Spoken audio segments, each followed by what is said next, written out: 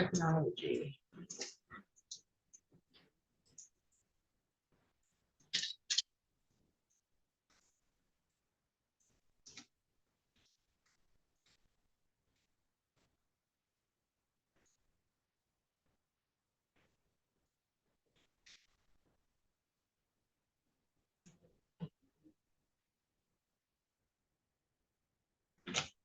Okay. I may give you more instructions during the trial. After all the evidence has been presented, you will hear the lawyer's closing arguments. Following the closing arguments, I will give you additional instructions about the rules of law that apply to this case. You should consider all of my instructions as a connected series. Taken all together, they are the law you must follow. After my final instructions, you will go to the jury room to decide your verdict. A verdict must be unanimous. That means that every juror must agree on it, and it must reflect the individual decision of each juror. It is important for you to keep an open mind and not make a decision about anything in the case until you go to the jury room to decide the case. You must not let bias, prejudice, or public opinion influence your decision. Each of us may have biases or perceptions about other people based on stereotypes. We may be aware of our biases, though we do not express them. We may not be fully aware of some of our other biases. Take the time you need to test what might be automatic or instinctive judgments and to reflect carefully about the evidence. I caution you, again, to avoid reaching conclusions that may have been unintentionally influenced by stereotypes. You must reach your own conclusions about this case individually, but you should do so only after listening to and considering the opinions of the other jurors who may have different backgrounds and perspectives from yours. You can proceed to opening statement.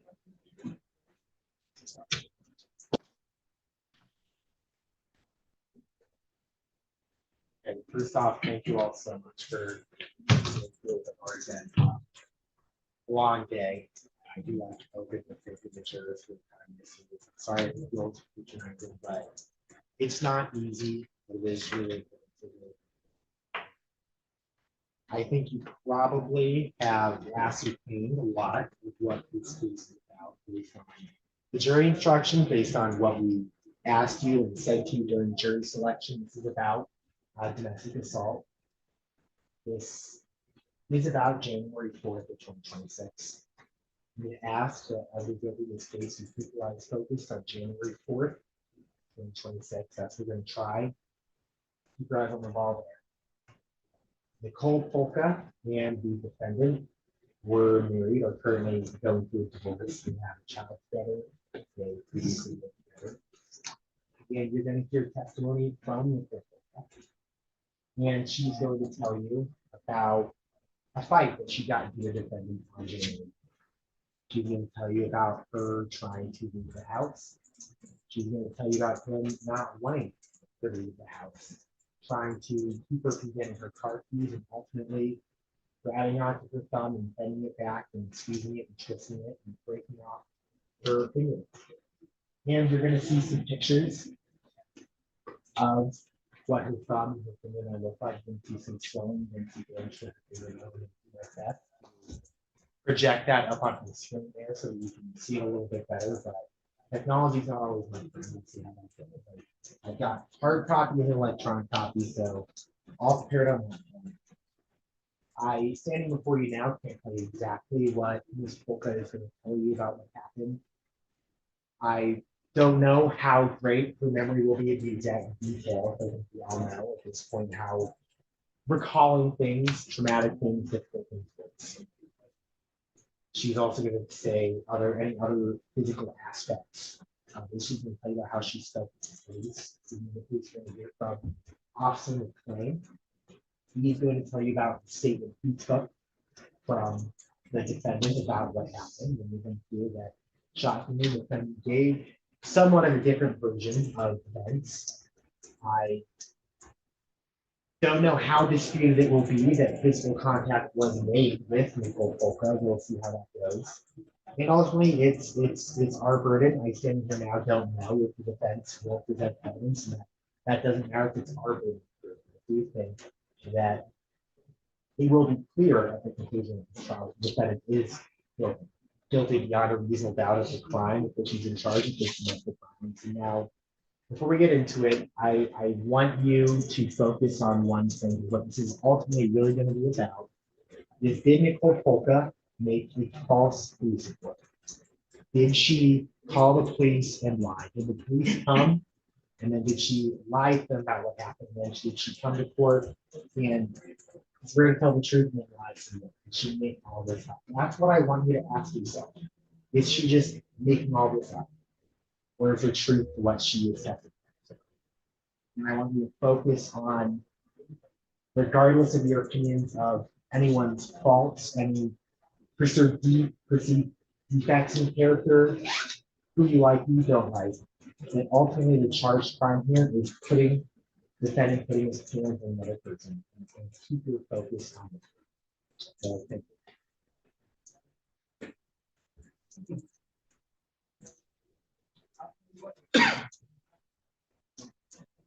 Crime of domestic violence has two elements. The judge just read them to you. One of them is this domestic relationship. Under the law, there are 4 categories of domestic relationship. The defense concedes that that element is going to be satisfied. They were married. They're still married. They're in the process of a divorce. They live together, and they have a child in common, a 1.5-year-old son named Michael. Okay, a son that would be a prominent point of concern in a divorce proceeding in terms of custody. Right? Prosecutor was talking about focus on, as you listen to the trial, focus on, would she have lied in the incident report, the initial statement to the police, on the stand today? Right? I want you to consider motive. The judge read the instructions. You are to consider whether a person has a particular reason to lie. And I want you to do that during the course of this trial. The other element, I believe the prosecution will not be able to prove beyond a reasonable doubt. And that is under the strict definition of assault or assault and battery, as the judge has defined it, it requires an intentional act, an intentional battery. What you're going to learn is that this case was not about keys. You'll learn that it was not Mrs. Polka that was trying to leave. It was Garrett. It was Mr. McCullough. They have different last names. They're married. It was Garrett that was trying to leave. You're going to learn that Nicole had flown back from her family in Connecticut. She spent a couple of weeks there. Garrett picks her up on January 3rd, which would be a Saturday, the day before this incident. Their marriage, you're going to learn, was already rocky. They're already arguing. On January 4th, the next day, you're going to learn that there was a heated argument over the course of about an hour. It was early afternoon on January 4th, which was Sunday, about Garrett's best friend, a guy named Brendan, whom Nicole does not like, did not want him at the house, didn't want him around their child, did not like this person, and basically said, it's him or me. And you're going to find that during the course of this argument, Garrett decided, you know what, I'm leaving. All right, I'm going to pack up some things. I'm going to grab my keys. I'm going to get my debit card, and I'm going to get to my work truck. He works for a company that issues a work truck, and he was going to leave and go to his friend's house. Right? When he was in the process of trying to leave, gathering up some things for the night, the keys on the near the door, the keys are all missing to the vehicles. He also notices that his debit card is missing. He has a Navy Federal credit union account. He has one, that's his account, not a mutual account, his account, and one debit card, his debit card, and that's missing. He looks around the house, he finds the keys in a diaper bag. That leads to a more heated argument as he's deciding to leave. He has the keys, still can't find his debit card, doesn't have his debit card to this day. You'll find that the debit card was used the next day while Garrett was in jail because he was arrested from the scene that day. You're going to find that that card was in fact hidden by Nicole and used the next day against the law, actually against his will, certainly, right? He goes to leave. He works for a company. He, as part of his job, he needs a flashlight. He has this vintage flashlight. You're going to see a picture of it. It's kind of like a lantern with a handle on top. It's got sentimental value for him. He was leaving to go to work the next day. He wasn't going to come home, so he was trying to get the flashlight. You're going to learn that Nicole had it, was smiling, and was basically holding it from him. His property. The only thing between him leaving and not is the fact that he wanted his flashlight back. So he demanded the light back from Nicole. All right, she's holding it. She's kind of trying to put it behind her back, just like what he told the officers that day, because he waited to speak to the officers. He was completely cooperative. You'll learn that. He says, "Give me my light. Give me my flashlight. And where's my debit card?" All right, and she's not giving the light back. Okay, not giving the light back. That's a voluntary action on her part. He reaches and as he told the officers, he grabbed the light. The only physical contact that occurred that day between Nicole and Garrett was him trying to forcefully get his flashlight from her grasp. And there was a mutual struggle over this flashlight. You're going to learn a lot about her thumb that was injured. You're going to learn, you're going to see her two thumbs in images, and you're going to see that actually both thumbnails, they look like they're cracked, they're deformed. The left thumb is what she purports to be, and what she'll probably tell you on the stand as what occurred during the physical contact between the two of them. Okay. She also has one fake white long fingernail on the pinky. All of the other fingernails those fake nails are removed. I don't know what the technical term for them is. The veneers or fake long nails. They're all gone except for the one on her left pinky. Okay. My client's going to testify, and he's going to tell you that all of her fingernails, when she was picked up at the airport on the 3rd, all day Sunday the 4th, all 10 fingers had those veneers, those fake fingernails. All right. When did those fingernails get removed and by whom?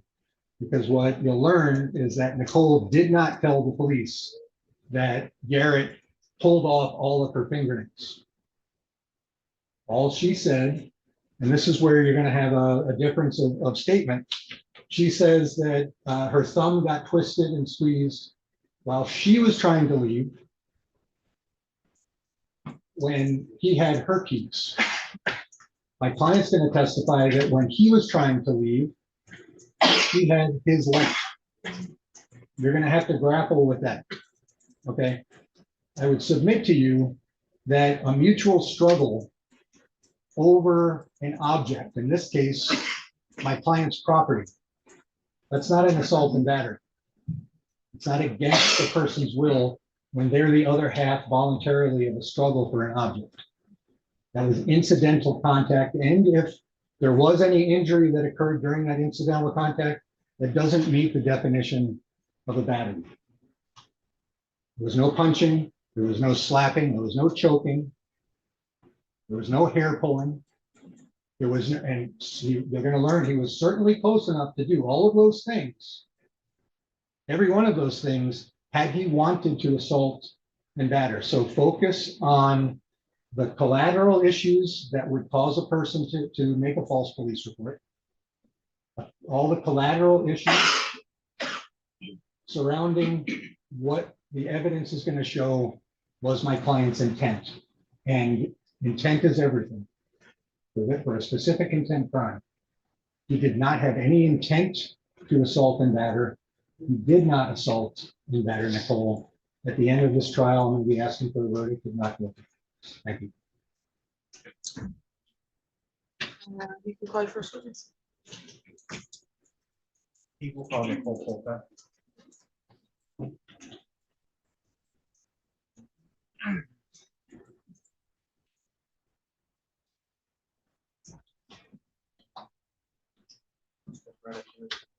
Have you raise your right hand? Do you solemnly swear or affirm the testimony you're going to give is the truth and the whole truth under penalty of perjury? Yes. Okay, you can have a seat. There is a microphone that's in front of you. It does not amplify your voice. It only allows the system to record what you're saying. And so everyone in the courtroom is going to have to hear you. And because of the temperature here, we've got a couple of fans going. So if you can keep your voice up loud enough so the gentleman in the back can hear what you're saying, okay? Yeah. Even if you feel like it's yelling, it's completely okay. If there is an objection from either attorney, you stop speaking immediately. I have to give a ruling on the objection and then tell you if you're allowed to give the response to their question or not, okay? Okay. All of your, you're doing great so far because all of your responses must be verbal, no head nods, head shakes, or because we can't write that into the system. She's creating a record of this. So if you forget, we'll ask you if it's a yes or no, okay? Yes. State your first and last name and spell both. Nicole Polka, NICOLE POLKA. You can proceed. Okay, Nicole, thank you for being here. We'll hop right into it. Okay. First off, do you know someone named Garrett McCullough? Yes. How do you know Garrett? We are married. And how long have you been married? We've been married since September 24th. And we need you to try to speak up a little bit, just because I don't know how far this came. Okay. Did you say September of 2024? Yes. And you're currently married, but are you currently functionally together? No, we are separated How long have you been separated? since the beginning of January. And do you guys have any children together? Yes, we have one child. He is a year and a half and his name is Michael. One child, Michael. And you indicated that you lived together until January of this year. How long did the two of you live together? We bought the house in, I believe it was October 23, like 2023. So from then until January of this year, we had lived together. So you lived together for more than 2 years. Yes. And what's the address of that house? It's 1014 RG Curtis Avenue, Lansing, Michigan, 48911. You already answered it's in the city of Lansing. Is that anything in county? Yeah. And Garrett McCullough, do you see him in the courtroom right now? Yes. Could you please tell me where he's sitting and describe his clothing? Yep, he's sitting to the left of me and he's wearing a blue shirt and a blue tie. Your Honor, could the record reflect the witness that identified the defendant? Any objection? No objection. Noted. Now, as you probably guessed, we're going to talk about January 4th, okay? Okay. Do you remember January 4th of this year? I do remember, not every single detail, but I do remember that day, yes. Were you with Garrett McCullough on January 4th? Yes, And were you with him at this Curtis action? yes, And that was the house you guys were sharing together as a family. correct. And at that point, as of now, are you guys in the process of divorce? Yes, we both have submitted paperwork for a divorce, yes. And was that true as of January 4th? January 4th, no, there was no divorce in place. Had you guys decided as of that point you were getting a divorce, or was it still in the air? No, we didn't discuss the divorce at all that day.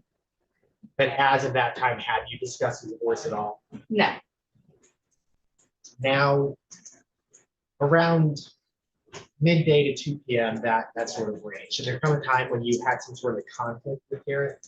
yes. What were you guys arguing about?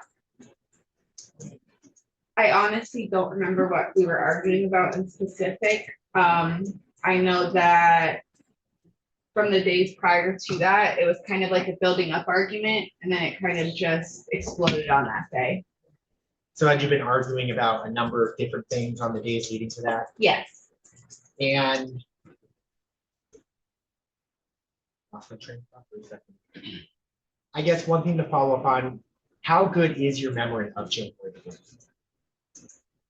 It's not excellent. I remember like minor details, like the physical, like touch that happened, you know, the physical stuff that happened, but I don't remember like every detail from that day now. So it sounds like you remember the big picture stuff, but not necessarily the intricate details. Correct. Okay. Now, this conflict with Garrett, did it begin as verbal? Yes. Was there yelling involved? Yes. Was it one person yelling at the other, both yelling at each other? It was both each other. Was there profanity being used? Yes. And how long was it just arguing and yelling and cussing? It started in the morning and then it kind of just amped up throughout the day. Was it continuous throughout the day? Did it kind of fizzle and then restart? Yeah, it was on and off. And did there come a time when one of you decided to leave? Yes. Who decided to leave? I wanted to leave. Leave as in leave the house, leave the premises? Correct. And at that point, wasn't your intention to simply leave temporarily and come back? Yes. And did you communicate to Garrett that you were leaving? Yes. And did you begin gathering belongings? I hadn't gotten to that point yet. Where were you planning on going? I honestly really didn't have a plan. I just wanted to take me and my son out of that environment for a few hours, maybe go out for the day kind of thing. So no particular end game in mind, just needed to separate yourself and then return home. Correct. And so your plan was to spend the night at that house. Yes. And at this point in time, where were you keeping your car keys?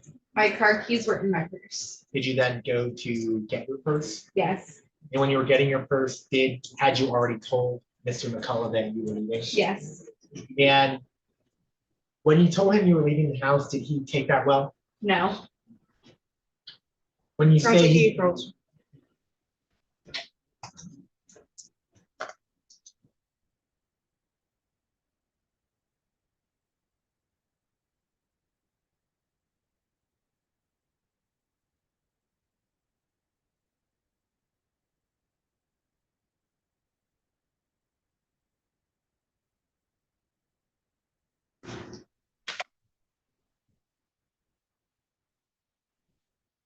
thank you.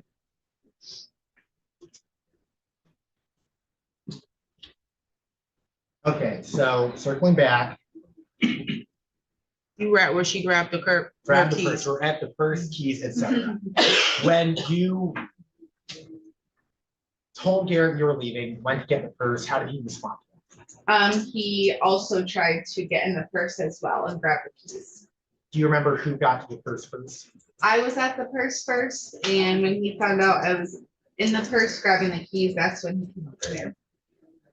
So when he came over, were you holding the purse? Was it on a hook or something like that? It was on the chair. It was hanging off the chair, and I had just, put my hand in the bag so I could grab the keys. And then he was right there. Okay, so you were planning on grabbing the keys out. Yeah. And when you said that he also went for the keys, was he reaching in the bag, or did you already have them at that point? He was reaching in the bag as well. And so there was a time when both of your hands were in the bag. Correct. And I guess what happened after that regarding the keys? Pretty much what happened was he then had a hold of my hand and he was squeezing my gum, and I told him that he was gonna break my finger, and he told me he didn't care. Now, when he first grabbed your hand, was it still in the purse or had you taken it out of the purse? I don't really remember. I'm sorry. I don't want to tell you yes or no. I don't remember. I don't remember, and I don't know always good answers. Okay. Just the truth is what okay. But was there, okay, so you can't remember where your hands were when he first grabbed your hand, but did your hand eventually leave the purse? Yes. So you do remember that he did have his hand on your hand when you're not in the purse. Just to make sure. Correct. Yes. Okay. And you said he squeezed. What was he squeezing? He was squeezing my hand. He kind of had his hand over my back, and he was squeezing like my whole hand, but it was really like there was a lot of pressure by them, and I had said that he was going to break my thumb, and he said, I don't care. So he like was squeezing kind of your whole hand, sort of kind of demonstrating? Right, because he was, I had the keys, he was trying to get the keys, so it was kind of just his hand over my hand kind of thing. Were you holding the keys when he was squeezing? Yes. And was it simply squeezing the hand the whole time, or did he ever isolate any particular? He never isolated anything. No.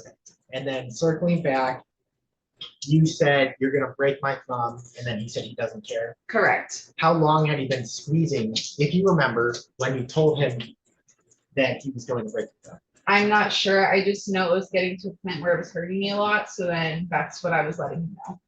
Now, when you say it was hurting you a lot, I could just feel like pain in my thumb.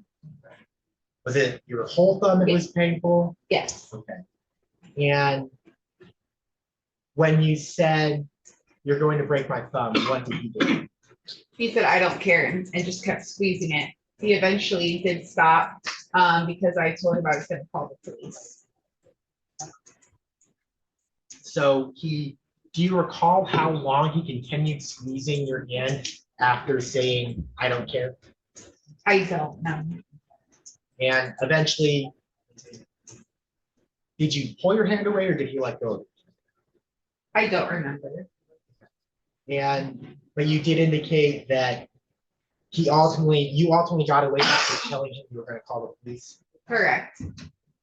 And was there anything else physical that happened while you were both there? Yes. So after I had told him I was going to call the police, I started like packing his stuff up, and he came behind me, grabbed me by the back of the head and pulled my hair, and he had his arms around me, squeezing me, like restraining me so I couldn't move.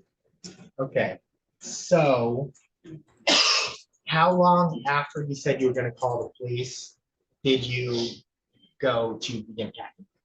Pretty much instantly. And at that point, was it your intent to spend the night somewhere else? After that, my intent was to leave the house. Yes, I'm not sure where. I didn't get that far yet, but I did know at that point I did not want to be there. Hadn't exactly mapped out a long-term plan at that point. No. Okay. And when you said packing things, were you putting things into like a bag? It was like into a box. And what sort of things were you packing? I don't remember specific items, to be honest with you. I do know that I was like where the TV was. I'm not sure what I was packing. Okay. And how long were you packing before he came over and reinitiated physical contact? Pretty much instantly. And now you said that you described two things, grabbing your hair and reaching around you. Which did he do first? The hair first. And were you standing? Were you kneeling? I was kneeling. So just get a mental picture. Were you on one knee, two knees? Two knees. So you were kneeling down, packing things into a box. Correct. Do you remember if he was standing when he grabbed your hair? I do not remember. Did he come from behind you or from in front of you? Behind. And when he grabbed your hair, was he pulling you back, pulling you up? Pulling me back. And did you fall backwards when he pulled your hair back? He pulled me back, and then when he jerked me back, he put both of his arms around me from behind and was just squeezing. So just to clarify, he pulled you back by your hair, and at that point he let go of your hair and like grabbed you? Yes, sorry. Can you please explain a little bit how he grabbed you? So when he pulled my hair back and I, kind of went back a little bit, he put both of his arms, he was behind me, he had both of his arms around me and kind of was just like squeezing like a bear hug, but I couldn't move. You described it as a bear hug. Were his arms also around your arms? Yes, so my arms were, just like this packing, and then his arms were directly around me. And you indicated you could not move at this point in time? Correct. Now, what, if anything, was Garrett saying while he was doing these things? I honestly don't remember. Do you remember if he was saying anything? I don't. Do you remember if he was saying anything? I do not. And how long, if you remember, did he have you in this, what you described as essentially bear hug? It wasn't very long because after that, he did end up going out to his truck because he knew the cops were coming. So he just kind of stopped and went out to his truck.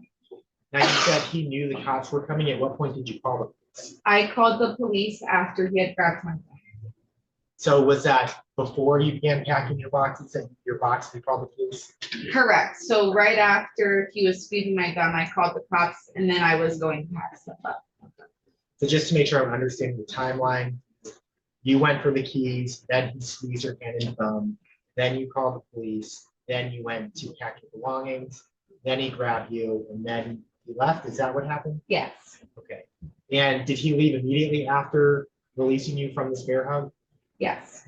And I'm sorry if I already asked this. Do you remember how long he had you in the bear hug? It wasn't very long. Was it, if you recall, longer or shorter than 10 seconds? Longer. Was it longer or shorter than a minute? Probably shorter. Okay. It was very brief. Okay, so somewhere in the 10 seconds to a minute gray area. Right. Okay. And how long after he left did the police arrive? Probably within 10 minutes. And was he indicated that he left and went straight to his truck? Is that right? Yes. And was he in his truck the whole time before the police came, or did he leave it all? No, he stayed in his truck until the police arrived. And did you wind up speaking to the police? Yes. And did you walk them through what happened? Yes. Now, did you notice any sort of injuries on your hand or your thumb? I did notice that my nail was ripped off and I had like severe pain in my thumb. I couldn't bend it or move it for the whole day. Was there any swelling in your thumb? Yes. Now I have what has been admitted by stipulation, People's Exhibits 1 through 5. I'm showing the fence table. I've seen them, no objection to their admission. Your Honor, may I approach the witness? Okay. Approaching with those exhibits 1, 2, 3, 4, 5. Can you just flip through them and take a look real quick? Yeah.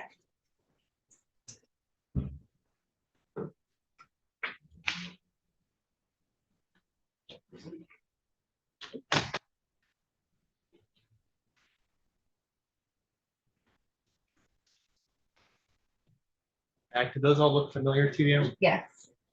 And what are you seeing in these pictures? My nail looks like it was ripped off.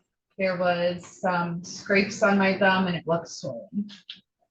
And these pictures, do they fairly and accurately depict what your hand and your thumbs look like at this time? Like, does my thumb still look like that? I'm sorry. No, I'm sorry. These pictures, do they accurately capture what they look like at the time the picture was taken? Yes. Okay. Now I'm going to take a crack at publishing these up on the monitor. Okay. No promises it'll go well.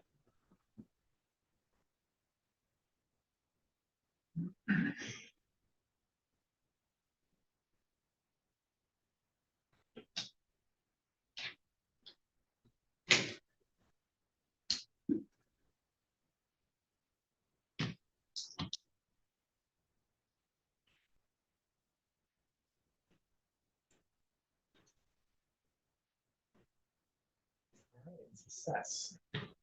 Now this seems to be People's 1. See if I can zoom in.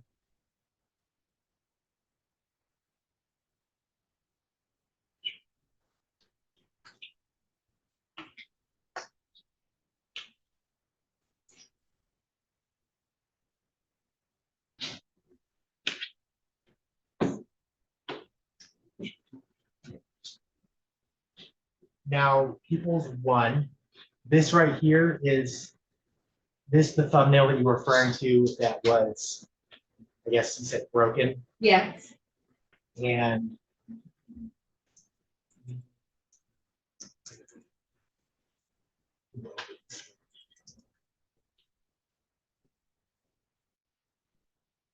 now this damage right here, is that from a fake nail or is that a piece of your actual fingernail? That is a piece of my natural fingernail.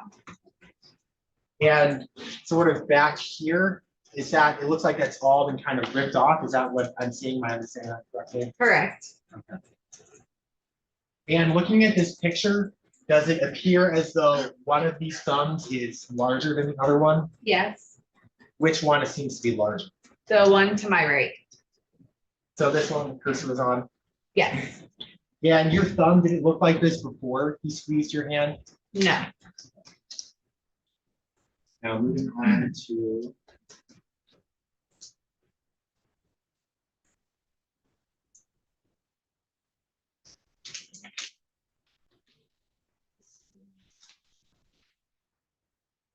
People's 2.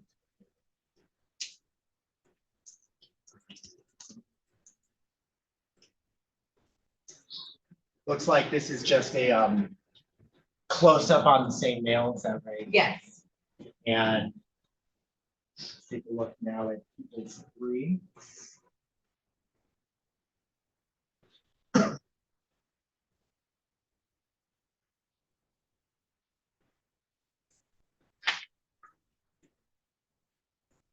Now looking at people's 3, this little lump right here, is that always there? No. Was that there before Garrett squeezed your hand? No. And that lump there, was it uncomfortable at that point in time? Yes, it was swelling, so it hurt a little bit. So that right there is swelling on you. Yes. Now moving to people's 4.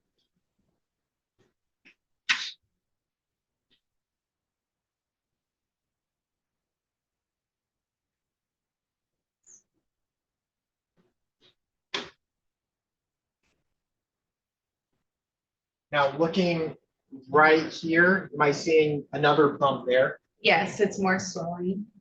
So like the other bump, that bump was not there before. Correct.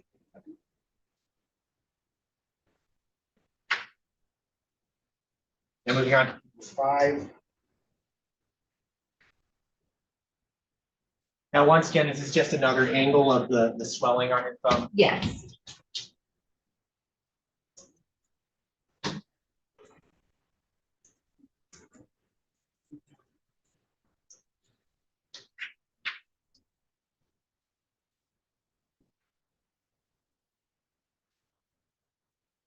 The jury will have a chance to take a closer look Okay.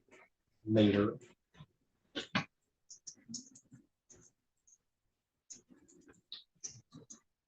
Now, when you spoke to the police, you did take a step back. Who took those pictures, if you know? I don't remember what the police officer's name was. But it was a police officer, Yes.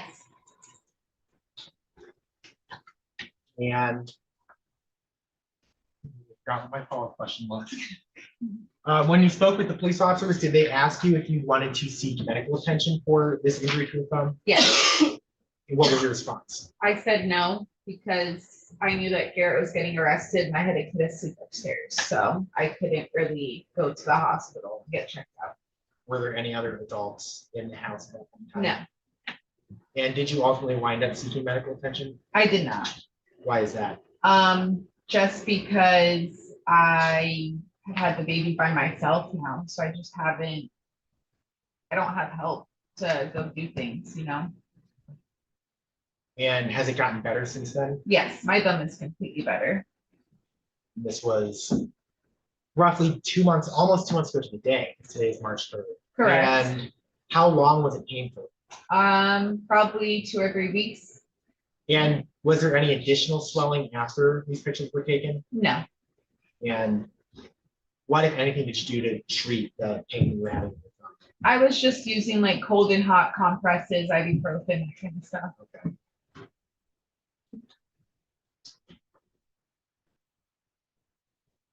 I think that's all the questions. Thank you. Cross-examination. Good afternoon, Ms. Polka. Hello. My name is Jerry Faber. We've never met before. No, nice to meet you. Nice to meet you. We haven't spoken. Nope. Okay.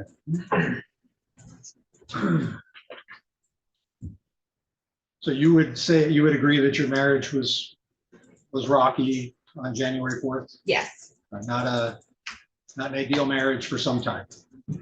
correct. And you had been in Connecticut visiting your family? I had just gotten back, yes, Garrett picked you up from the airport. yes, That was on Saturday the 3rd. I believe so, yes, Okay, then as you testified, arguments Saturday going into Sunday and then intermittently Sunday morning. yes, Did you call the arguments leading up to the early afternoon before the police were called? Would you call those bad arguments? yes, Like on a scale of 1 to 10, 10 being the worst verbal argument you can imagine, put what, 8? 8? just about, yes, Okay, mutual, back and forth. correct, Okay. So if I understand your testimony correctly, at a certain point, you wanted to leave correct, and you were looking for your keys. yes, You hadn't taken the 4 sets of keys off of the wall and put them in your diaper bag. no, You indicated to the police when you spoke with Officer Stover, you didn't remember his name, but Officer Stover, does that sound like the officer you spoke to? yes, Okay. When you spoke to him, he obviously documented and, and accounted for all of the statements that you made, right? correct, Okay. Have you had a chance to look at the police report of your statement? I have not, Okay. You initially tell Officer Stover that you wanted to leave, and then you described a struggle over the keys. Okay. But isn't it true that you then said you started packing up Garrett's things so that he could leave? correct, So at a certain point during this really heated argument, it went from you wanting to leave to packing up Garrett's things so that he would leave. Isn't that what you told the police? yes, Your testimony here today was that you were packing up your things. I did not say that, You said you were going to leave with the baby and you were going to stay somewhere overnight and you were packing up your things into a box. That was your testimony. that's not what I said. What I said was that I was packing up his stuff after the key situation. I was packing his stuff up. So that he would leave. Right, So now you wanted him to leave. correct, Okay. When you spoke to the police, Garrett was outside being interviewed by another officer at his truck, correct? I'm not sure about the cops that spoke to him. Okay. I wasn't. He sure was, about that. Garrett wasn't in your presence. Correct, And when he was speaking and giving his account, you weren't there listening to his account, correct? correct, Okay. So you dispute the fact that it was actually Garrett that wanted to get away from the argument and go to his friend's house. correct. I have no knowledge of that. Okay. You have no knowledge of being so pissed off at his best friend, Brendan, that you were going to get a restraining order, that you're actually going to have somebody drive over. You knew where Brendan lives and you were going to go over there and have somebody beat him up. That never happened. No, that did not happen at all. And Brennan has nothing to do with a domestic. But he wasn't there. I'll give you that. Right. No, Okay. Brennan has nothing to do with any of this. Okay. So then you described, it sounds like 3 separate physical acts it's your testimony that occurred. Correct. The first one was grabbing and twisting your left thumb. Right. When you were picked up at the airport, Well, I'm just gonna check. I think that's a mischaracterization. I think she said that he grabbed and twisted her thumb. I think the testimony said he squeezed her hand. She just said correct. She didn't say that wasn't her testimony. So she could have said incorrect. So objections overruled. okay, it's not what you testified to a minute ago to the prosecutor, but isn't it true that you told Officer Stover that he grabbed you by the left thumb and began squeezing and twisting it? I'm not sure. I don't recall what I said that day. Okay, would you have lied to the police officer at the scene? No, I just don't know word for word what I said. Okay, but if his job is to accurately report what witnesses say, you wouldn't have any dispute with. You know, Jack, she's not gonna have any knowledge of police record keeping. Finish this question. What is your question? You recall I mean, and you just said it to me, so do you recall Sounds like he's telling? withdrawing the question.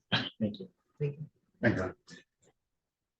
That you told the officer that he grabbed you by the left thumb and began squeezing and twisting it.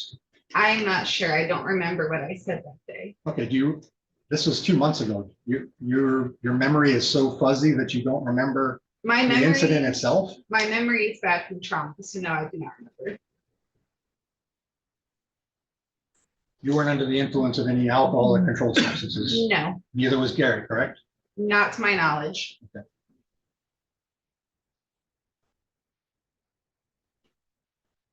It was that action by Garrett that you say tore off your left thumbnail. Yes, And that was a veneer or whatever it's called. a white- right, yeah, it was just like a fake Like nail. what your nails are today. Yes. Can you show the jury your fingernails? Sure. And that's the way all of your hands had all of those nails on January 4th. Isn't that correct? I don't remember if I had nails or not. You had one on your pinky. Right, I'm not sure about the rest of my nails. Okay. So you didn't pull off all of your fingernails before the police showed up? No, absolutely not. I did Okay. not. All right.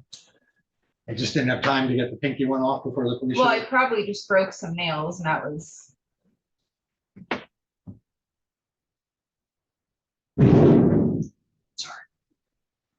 You exit it. I was gonna get into I think that because it was shown up on the thing, could you put it back on the screen as well?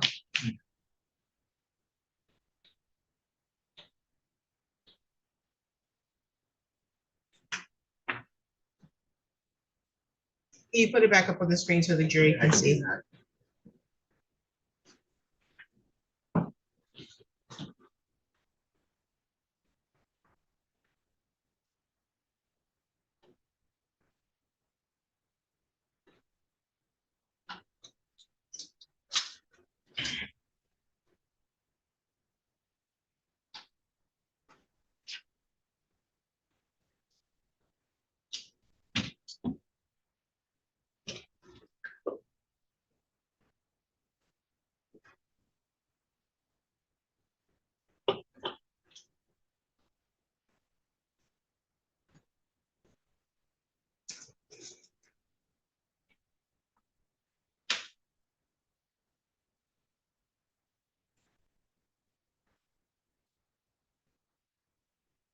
Could you zoom in? This one you wanted? Exhibit 1 is on the screen for the record, and if you could zoom in. That's good. May I approach the witness? Okay. Mrs. Polka, exhibit 1 is what I'm showing you, and it's what's just right on the screen. Okay. You've never testified, you've never told the police that Garrett grabbed your right hand. correct. Okay. Can you explain to the jury the damage to your right thumbnail? There isn't damage. I just chew my nails. Well, it was your testimony a moment ago that you had fake nails on your fingers when you returned. I have fake nails on. I don't know as far as the time frame for when they were on and off. Isn't it true that, and curiously, there is not a single picture of any of your other fingernails, just the 2 thumbs and the intact nail on your left pinky, the veneer, is that what it's called? Yeah, it's just a fake nail, press-on nail. Okay. Isn't it true that all of your fingernails would look similar to at least your right thumbnail with that crack damage when you pull off veneers? Yes, Okay, you just didn't show the officer all 10 of your fingernails. he did see all of my nails. There wasn't damage to any of them. I just bite my nails. Okay. Now let's talk about the thumb. You had a previous injury to your left thumb, correct? Yes, Years ago, many years ago, yes. way before you met Garrett. Correct. And that you had reconstructive surgery on it? No. What was the injury that you had to your thumb? I had something go through it completely. It was a bullet, wasn't it? Yes. Okay. And you didn't have surgery to repair that? I just had stitches and I still have a scar. Okay. Isn't it slightly more swollen with a bump normally? It does, yes, but the Like, day so- that he showed me the pictures from, it was not the normal. So it's your testimony that it was slightly more swollen It was more swollen, yes. than it normally is. Correct. Okay. You didn't have any other injuries, correct? I did not. And it's your testimony that the injury, so the thumb, your veneer being taken off your left thumb and the swelling, all of that was attributable to a struggle that you had over your keys. Correct. And it wasn't exactly that the nail had been taken off. It was the nail, my natural nail is completely cracked. It was completely cracked. Okay. And it wasn't because you were trying to keep him from taking his late when he left the house. I'm sorry, can you repeat that? It's according to you, it wasn't because you were deliberately holding this vintage flashlight that Garrett was trying to get because he uses it for work and it has sentimental value to him, that you were holding it before he could leave the house. No, I have no recollection of grabbing his flashlight at all. Okay, you know what flashlight we're talking about, right? Yes, I do, the red one. Okay, is that it? Yes. Okay. Is that an accurate picture of it? Yeah. I'd move to the admission of defense exhibit A. It was stipulated. It's admitted. And so that's the flashlight. That is a flashlight that we had at our home. I did not touch it. You didn't touch it. No. Okay. It's kind of a vintage thing, right? Right. That's something that Garrett, he's kind of a vintage guy. I mean, he took this picture with a Right. Polaroid. It's like a collectible, yes. Okay, and he has a VHS collection, Yes. kind of an old soul type of a character. Right. Is that fair? Okay. Yes. So you weren't trying to prevent him from leaving with that, correct? No, I was not. Okay. And according to you, he wasn't trying to leave on his own to get away from the argument. No. I just want to make sure that the jury's clear on what the actual disputes are. Okay. Okay. You had no other injuries, correct? Correct. No injuries from the hair pulling. I mean, he pulled my hair, but it didn't leave a mark. No, I mean, it hurt at the time, but it didn't leave anything after that. No. Okay, nothing that you showed the police. No. There was no clump of hair. No. No, in fact, you could show.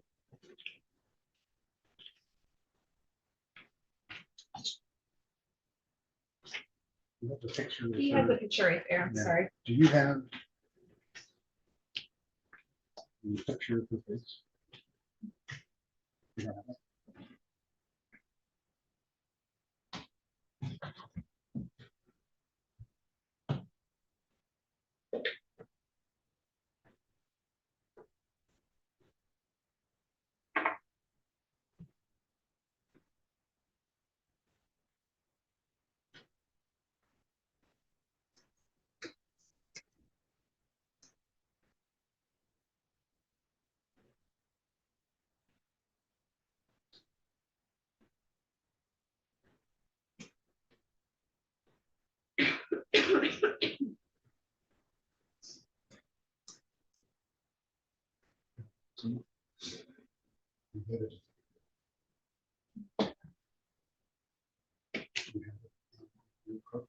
You do, but you sent it.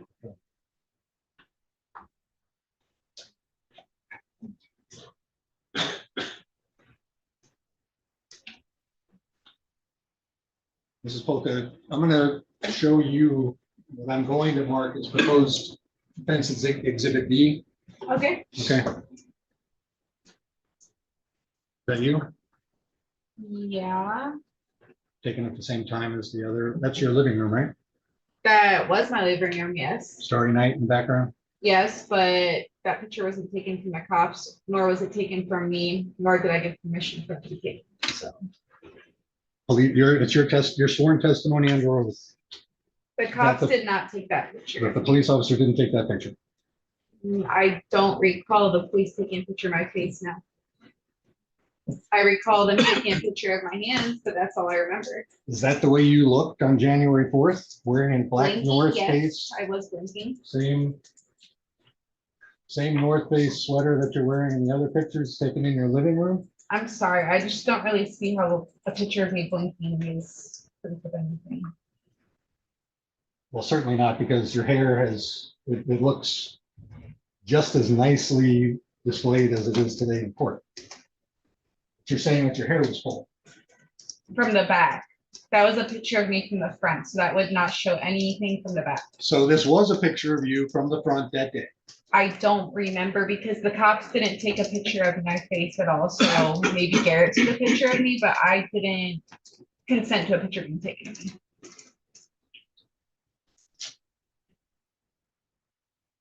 You told the officer that you weren't injured from the hair pulling that you say occurred. Correct, I was not injured from that. He Okay. pulled my hair, but it did not. You answered my question. So Okay. this torso squeeze, that's what you called it to the officer.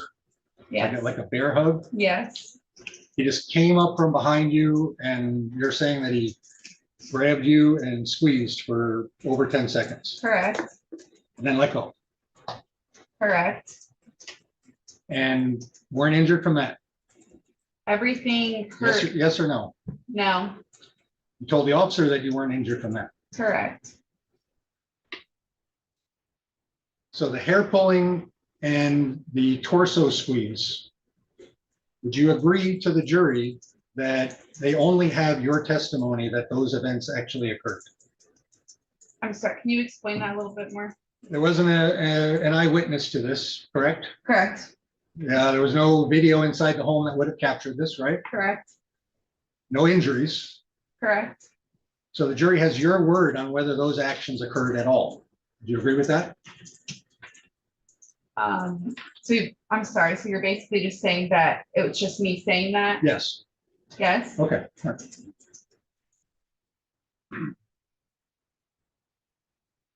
Where did you put his debit card? I have no recollection of a debit card being taken at all. Did you know the account that I'm talking about? Yes, Navy Federal? yes, It's his name on the account, correct? correct. He has one debit card for that account, correct? I'm not sure if there's any other debit cards. But you don't know anything about it. I don't have a debit card now. Can you explain to the jury how $1,600 was removed from that account that you don't have access to while he was in jail? You object to relevance. What's the relevance? The relevance is the motive for why all of these events actually took place. I can unpack this a little more, Your Honor, if you want. Counselor.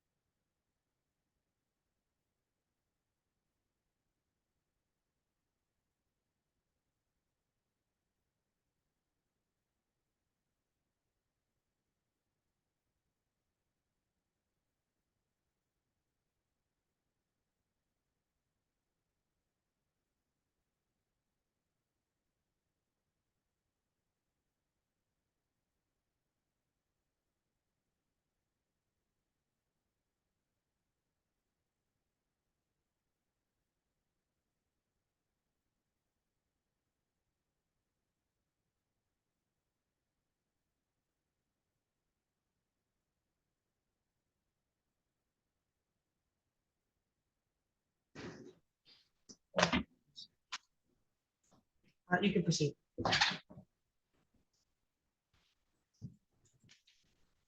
You didn't hide Garrett's debit card when he was trying to leave. Is that what your No, I testimony did is? not. And it's your testimony, you know nothing about a debit card. I know he owns a debit card, yes. Is it true that you don't have access to that Navy Federal Credit Union account? Correct. And you understand that because of your call to the police, that Garrett was lodged in the jail on January 5th, correct? Yes. So if his debit card was provably used while he was in jail, that wouldn't have been you. That's not what I'm saying. What I'm saying is that I do not have his debit card, and when he asked for it, I do not have it then either. So I'll ask you, is it your testimony you did not withdraw money on January 5th from his account? I did, yes, but the card was given to me. It's given to you. Oh, now you know about the card. I never said I didn't know about the card. What I said to you is I don't have the card in my possession. Who gave you the card? Garrett. Oh, so, okay. So you weren't keeping the keys and his debit card from him so that he wouldn't leave. You were trying to leave with the keys and you didn't have his debit card. And at some point during this incident, you decided, you know what, I'm not going to leave. I'm going to pack up Garrett's things so that he can leave. None of that, that's not the way it happened. I guess.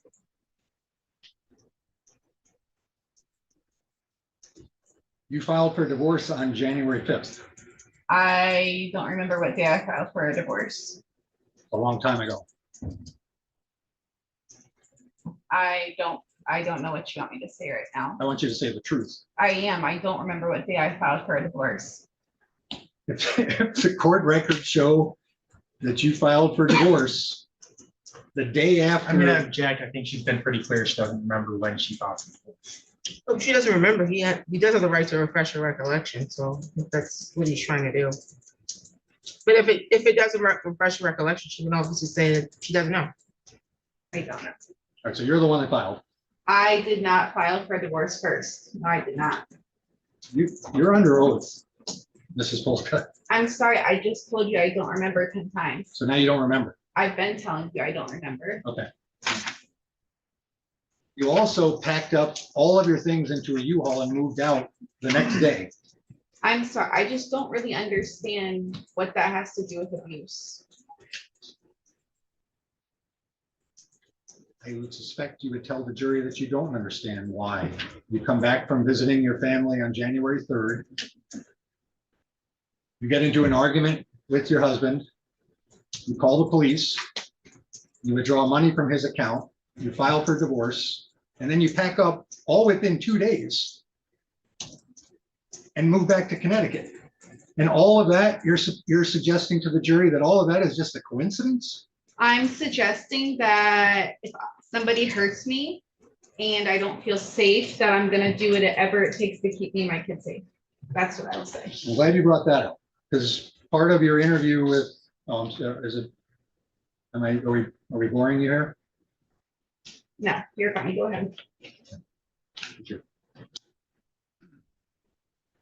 The officer has it's called a care interview that he does. You remember being interviewed by him about your feelings? No, I do not. Okay, see if I can refresh your memory. Isn't it true that you did not express any fear of Garrett? I don't recall.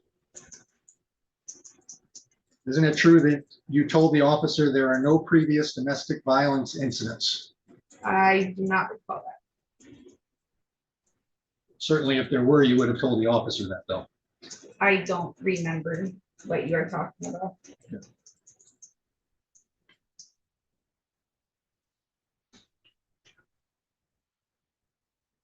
Why didn't you mention to the jury during the prosecutor's questions about the previous injury to your thumb? Because the previous injury had nothing to do with the current injury that I had received. According to you. Correct.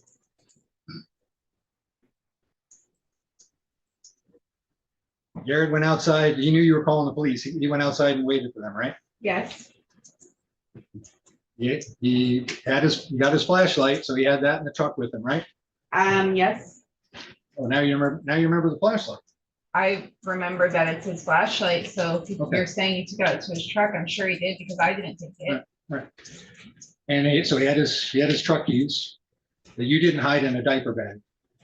But he had his truck keys, that's how he got into the truck. He had his flashlight, and he waited patiently for the police, isn't that correct? I did not take any of Garrett's belongings, but yes, he did go out to the truck.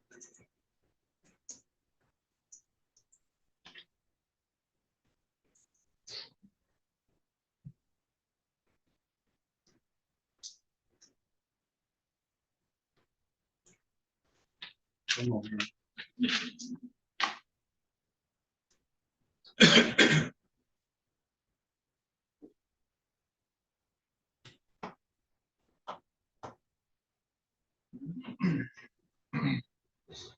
I don't have any further questions. Redirect? Yes, Your Honor, thank you.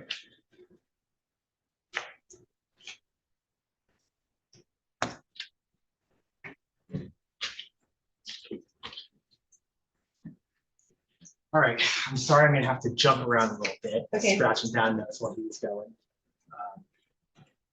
Big quick breath.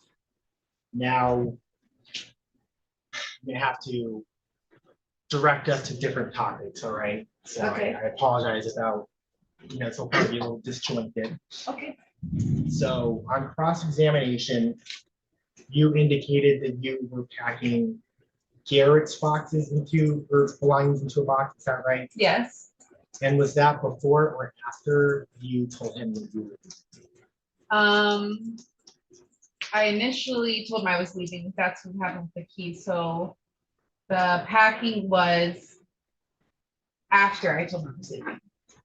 And just to clarify, did Garrett express to you that he did not want you to leave? He did not, I don't think he expressed it, but he grabbed the key. So kind of in a sense, he's expressing it. His conduct, when he grabbed your keys, grabbed your hand, et cetera, did that convey any sort of message to you about your freedom to leave the house? And if so, what did it convey? Do you mind explaining that a little bit more? I'm sorry. So when he grabbed your hand, grabbed the keys, squeezed your hand, said, "I don't care that it's hurting you," did that affect whether or not you felt? I will object to leaving now, Your Honor. Objection is leading. Okay, I don't know what your question was gonna be, though. okay. Well, I will be careful not to leave. So just laying foundation, in the aftermath of everything you described regarding specifically the keys in the hand,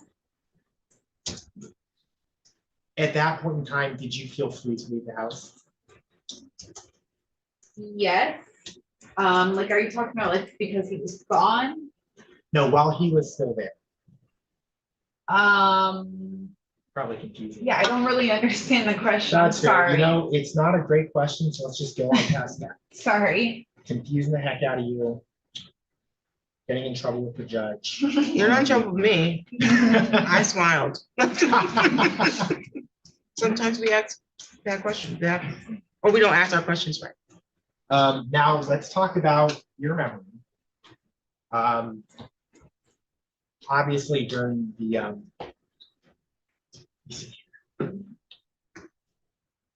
let's just say some questions were raised about your memory. Okay. Could you please just explain why you're having some difficulty remembering certain details? It's just from trauma. I just hide things away that happen that are bad to me. So I just have a really hard time remembering like specific details because of that. Is this the first time something traumatic has happened to you? No. And when you say you hide stuff away, can you explain a little bit more about that? I just kind of ignore my feelings, I guess. And so sometimes that'll go with memories as well. Like bad memories, I kind of just forget about them. And then I have a really hard time recalling them. And that has been your experience with past traumas? Yes. And was this traumatic for you? Yes. And your experience recalling this, was it consistent or inconsistent with past? As far as like my memory goes, Yeah, is this normal for you? yes.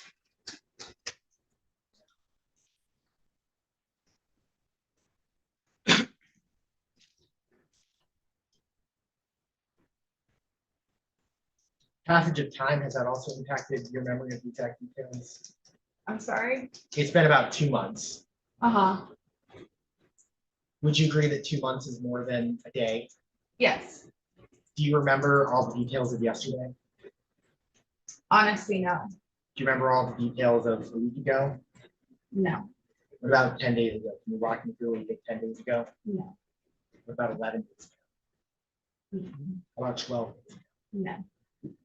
How about 14 days ago? Can you walk me through what you did 14 days ago? I have no. Let's go 21 days, 3 weeks ago. Tell me what you did 3 weeks ago.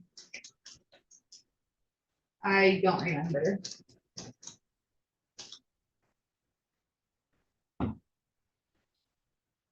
Let's talk about February 10th. Walk me through what you did February 10th. I have no clue. Okay. Yeah. Now, moving on. Let's go back to this exhibit on the monitor that just went away from the monitor. We were so close getting back to it.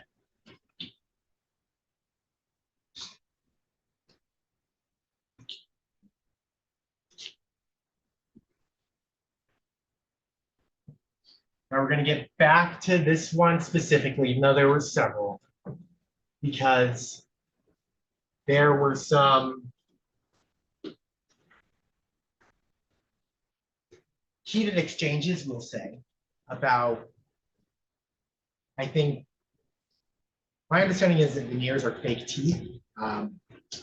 Some exchanges involving these glue-on nails and what damages what. The two thumbs there, do those look the same to you or they look different? I think they look pretty, like just the fingers. Just like your fingernails.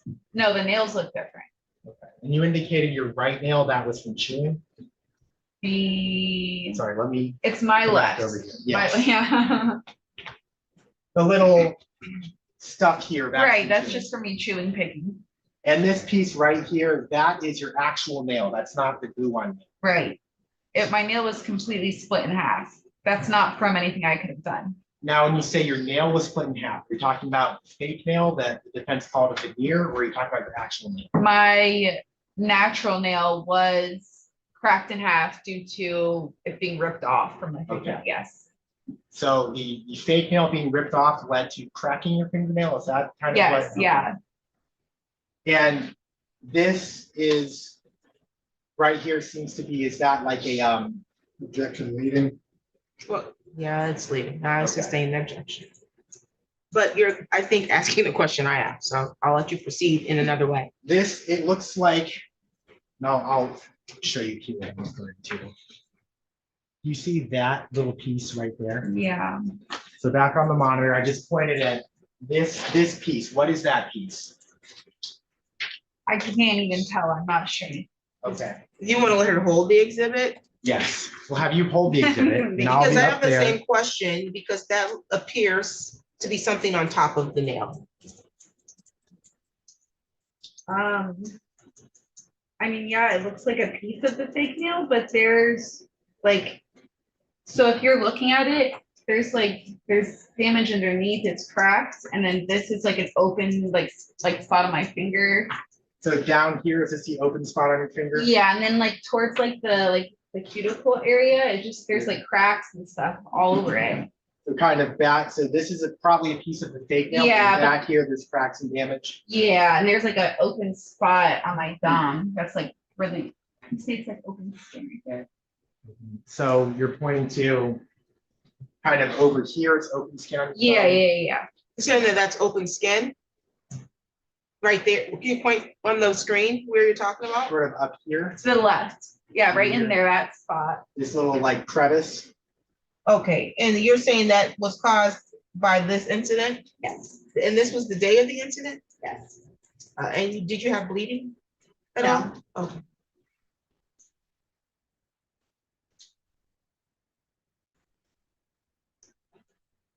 How far, and you can sort of show on your actual thumb, so you don't have to try and engage with what's on the monitor. How far back on your thumb was the nail taken off? Your actual Probably fingernail. like, like halfway, like on this, there's just one spot that I was taken back a lot. And then the rest of it was kind of, so it was kind of like, all of it was like that short, and then a little bit on this side, it was like halfway down. Okay, Sorry, I don't know if I described that well. that makes sense to me.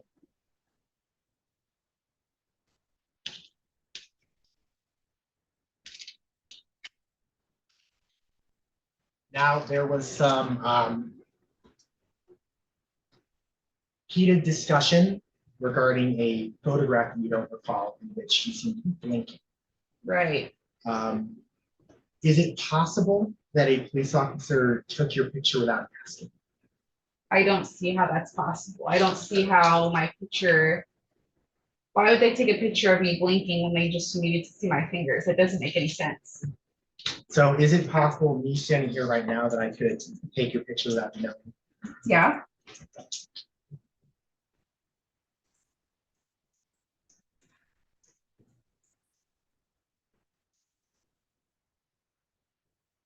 Now, getting into the hair pull, I think the implication seems to be if your hair was pulled, it would affect the shed. So can you please, Objection to use of the term implication. That's argument. I would agree. The term implication, so objection sustained. could you please describe how he, just walking through again, the grabbing of your hair? He just walked up behind me and grabbed the trunk and pulled, but it didn't, hair didn't come out or anything like that. It didn't leave like a mark on me. It was still physical contact. That I didn't want. Okay. And was it top of your head, sort of low down on It your was head? like the back. So the blinking picture you were shown earlier would not have captured where you were grabbed? Yeah, I didn't consent to that picture at all, so I don't even know why it's here. But Now, you indicated he grabbed your hair and pulled. Did he ever kind of like a dog pat your head and go like that? no, Okay. So then there's no reason why he would have left your hair disheveled. Is that right? correct.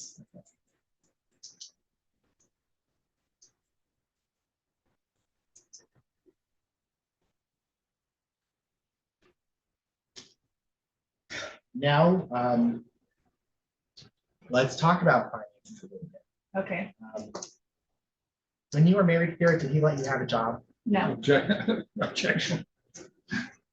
Maybe approach. You may.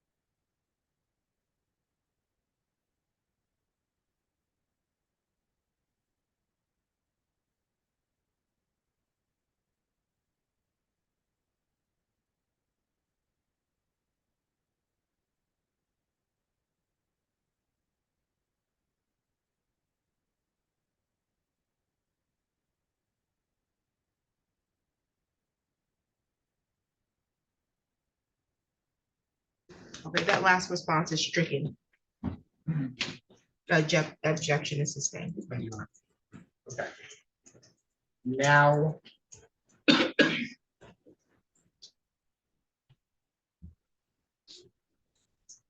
You testified on cross-examination that Garrett gave you this debit card. Correct.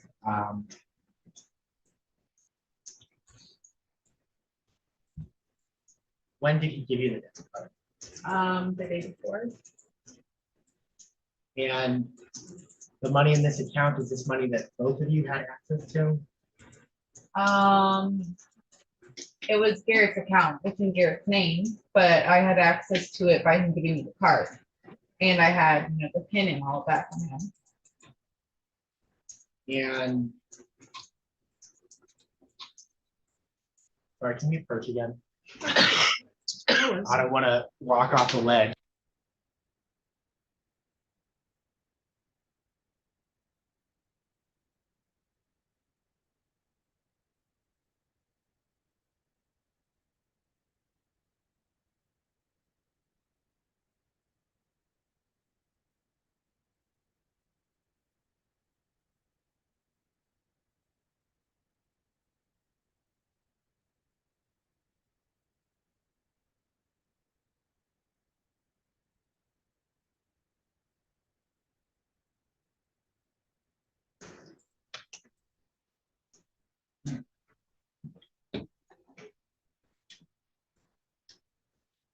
Okay, so he gave you the money the day before. The card. Sorry, it's been a long afternoon. He gave you the card the day before.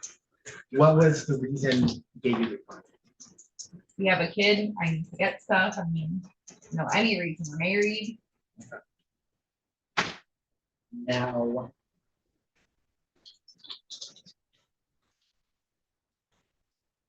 you indicated that you couldn't remember the exact date that divorce proceedings were issued. That, do you remember testifying that? I'm sorry, say that one more time. So on cross, you were asked about filing for divorce the following.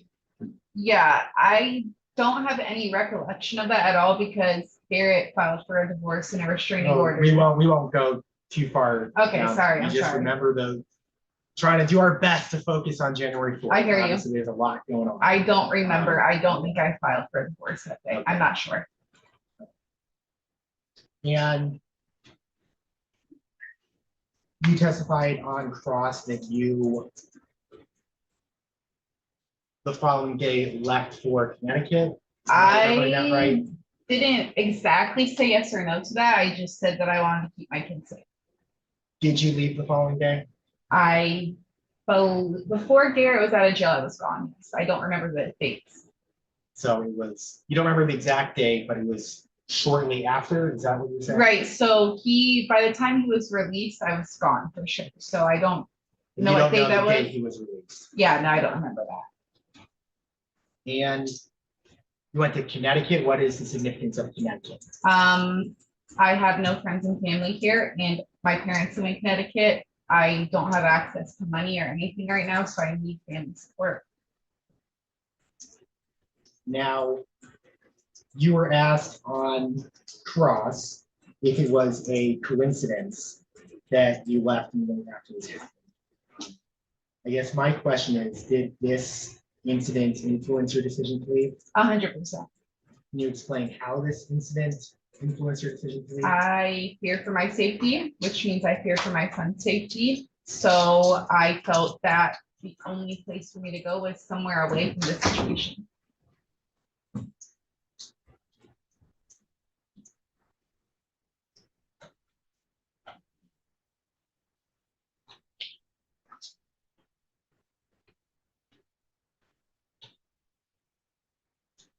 Now,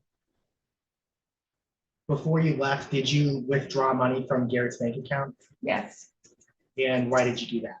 to take care of my son and I.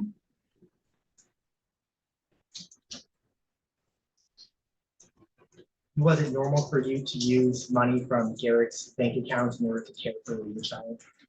Yes, I mean, We had that and we had a credit card, so kind of go between both of those.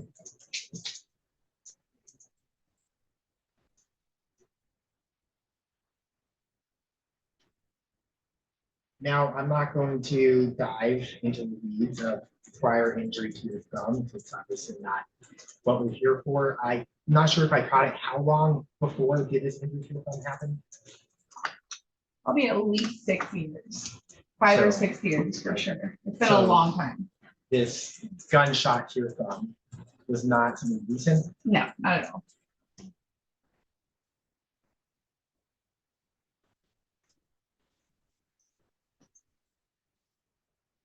And just to clarify, which I know I already asked this during direct, the swelling that we emphasized when I previously asked you questions, that was from your hand. Objection leading. Did that come from, Objection sustained. I will sustain the objection. That is correct. The swelling that we saw up there earlier, what caused that?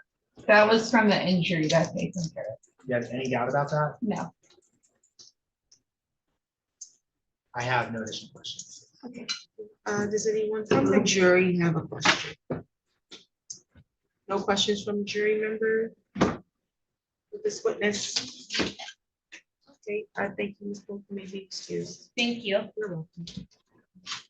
The jury has earned a break. They also need to go to the treasury before 4 o'clock. So we're gonna release you to do that and then you can go through some steps. Yeah. Okay, thank you. All right, for the jury, you're not free to discuss the case at this time.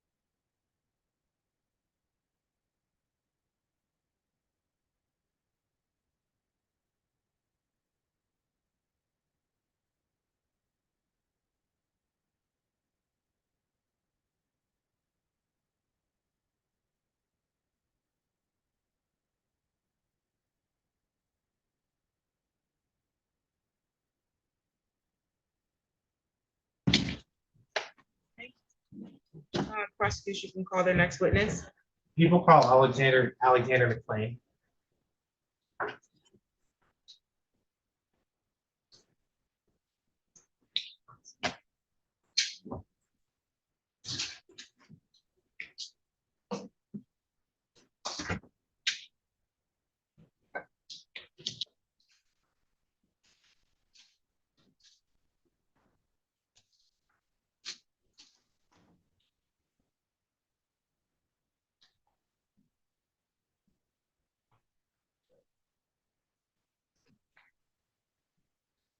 Do you solemnly swear or affirm the testimony you're going to give is the truth and the whole truth under penalty of perjury? I do. You can have a seat.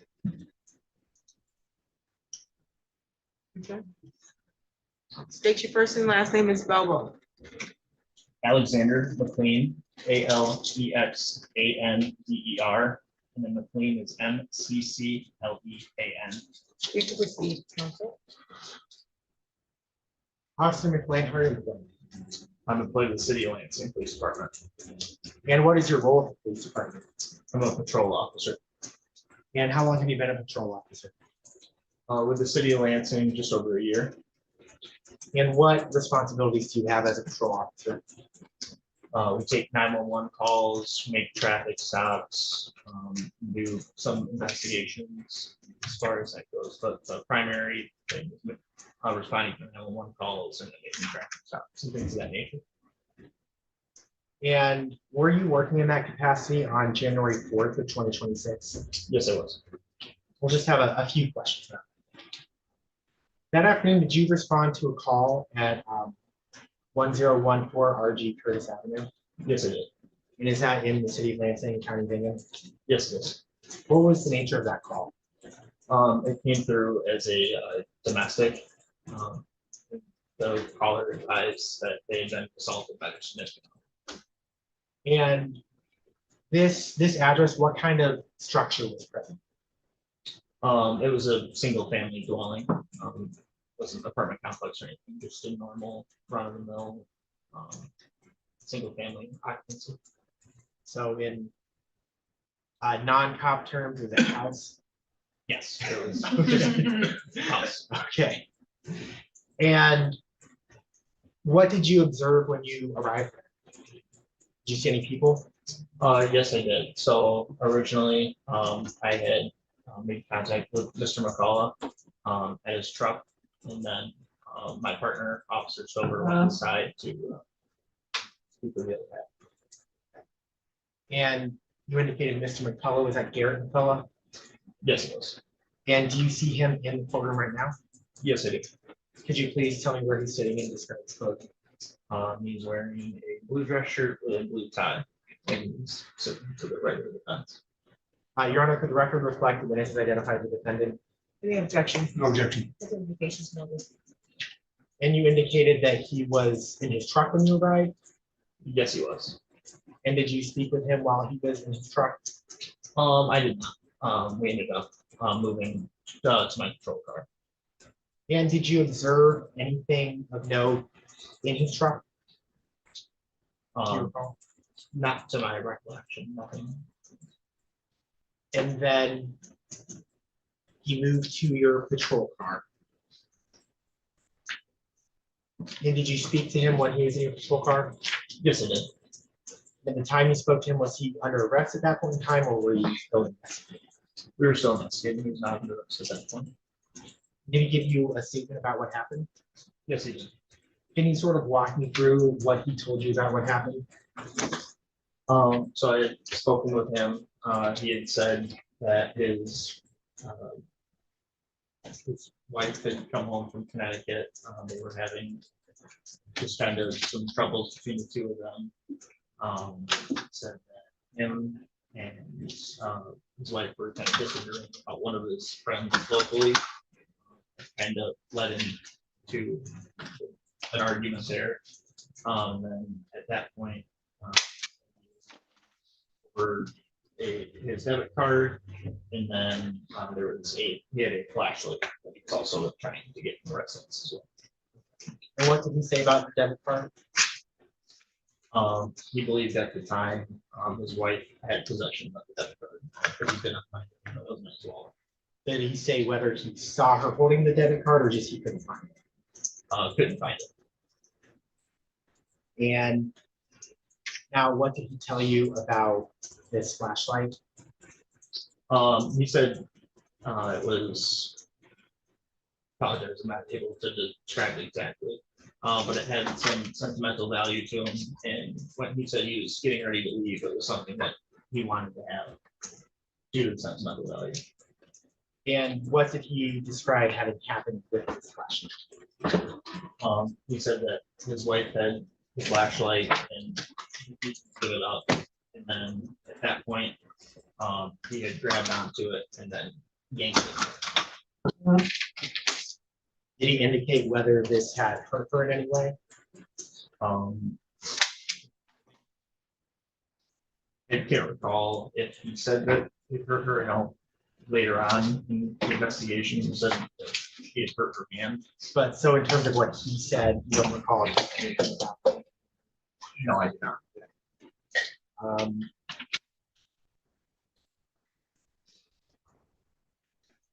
Did he indicate whether he did touch her at all when he was grabbing the flashlight?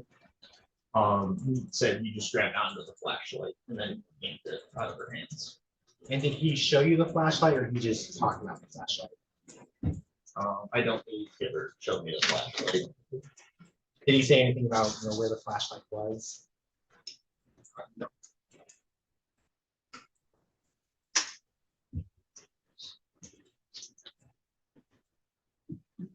Did he describe there having been any sort of physical confrontation beyond him pulling the flashlight away?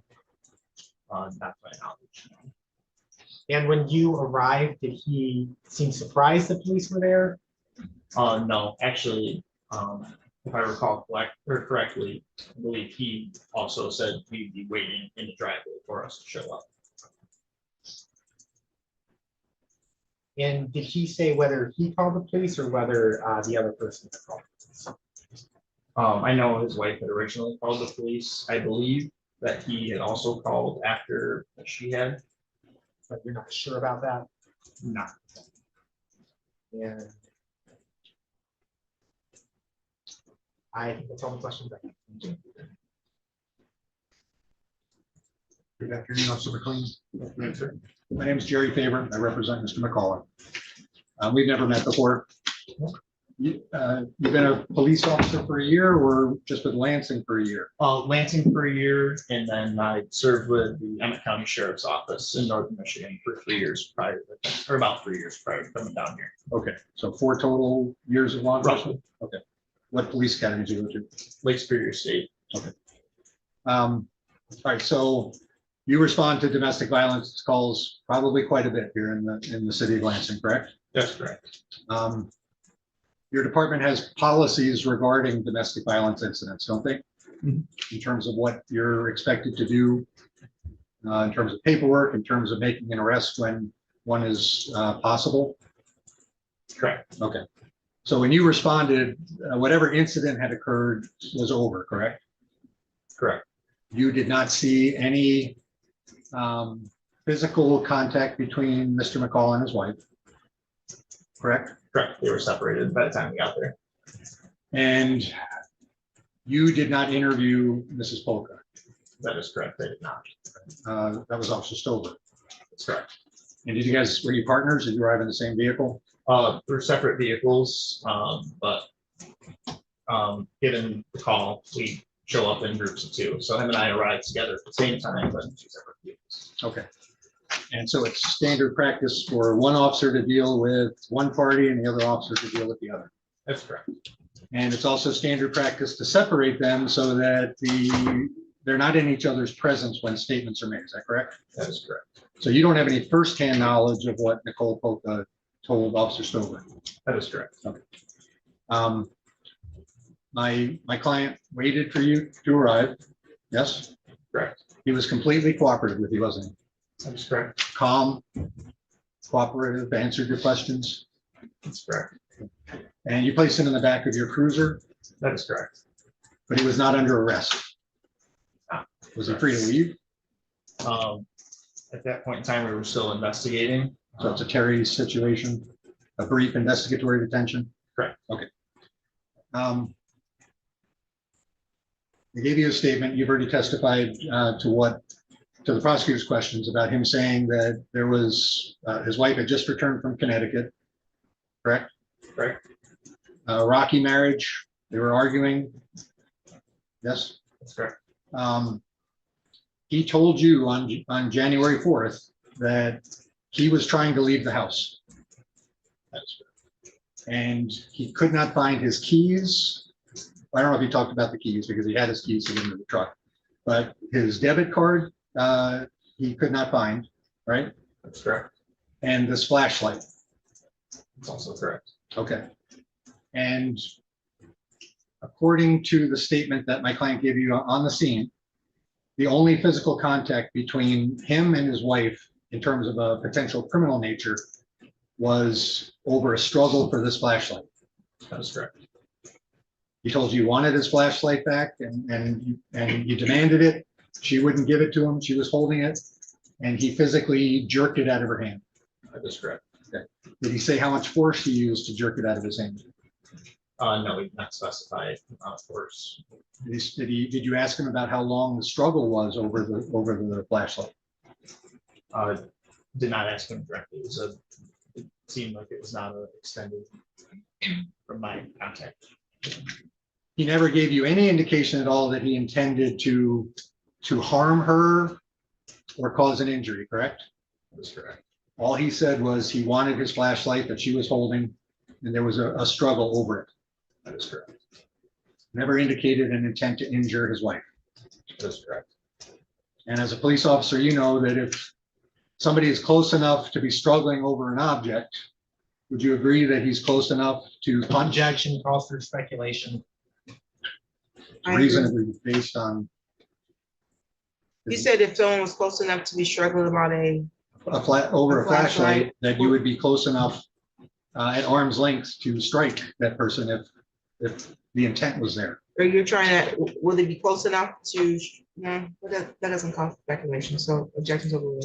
Thank you.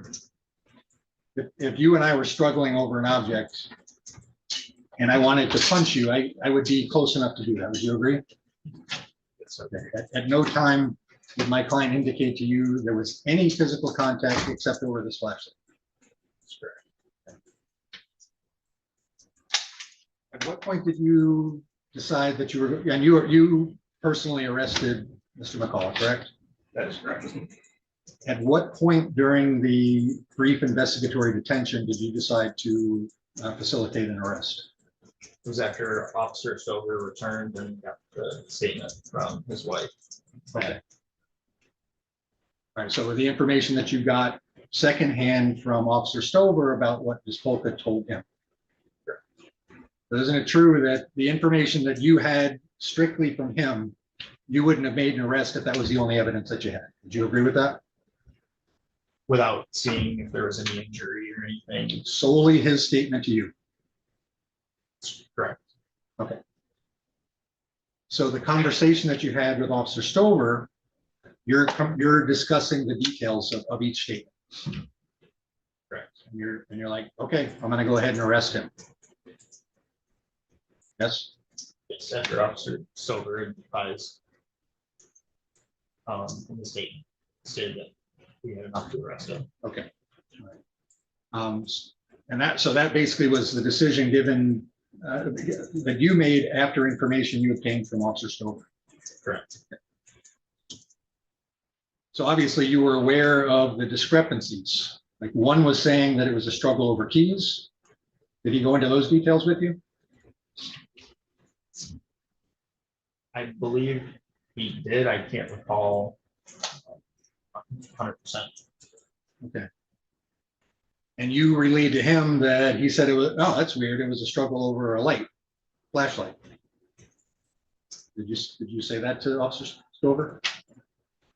I know I told Officer Stover that it was over a light. Correct. Okay. So then you went back in the house or the truck, one or both of you, to look for the light, right? Did not. You went back in the house to look for the keys then that she said were the subject of the struggle. I personally did not know. Okay. All right. did he discuss that? I will not use the term veneer for the record. The fake nails, did Officer Stover indicate that fake nails had been pulled off of Ms. Polka's fingers? Not to my knowledge, no. Okay, so you wouldn't have gone in the house to look for evidence of 9 fake nails on the ground or trash can? I did not. Okay. After you made the arrest and you typed up an incident report, that was the extent of your investigation into this incident, correct? Yes. Sorry. Took Mr. McCullough's statement. You got some more information from Officer Stover. You put the habeas corpus on Mr. McCullough and off to the jail he goes, correct? Correct. Okay. Would you agree that your department, like most police departments, when you respond to a domestic call, is it fair to say that they encourage an arrest? There's probable cause to do so, yes. Yes. And as you know, as a police officer, probable cause, it's Fourth Amendment language, same standard to do a search, to make an arrest, for the prosecutor to charge. Okay. Based on your knowledge and your training as a police officer, you know that it's a significantly lower burden than beyond a reasonable doubt, which is the standard here in court. Correct.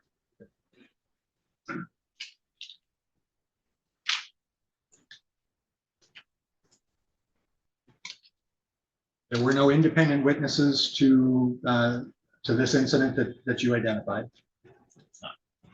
No neighbors that came and said, "Hey, I heard or I saw this," right? Correct, there was not. There was no video evidence inside the home, like a Ring camera or anything that would have captured anything to your knowledge, correct? Not to my knowledge, no. So the decision that you made to arrest was based, because you said you wouldn't have arrested him based only on his statement. That came from what Mrs. Polka told Officer Stover. It came from Officer Stover's, yes, interview with Ms. Polka, and then as well as whatever he saw inside that he informed me that he had enough for probable cause for the arrest.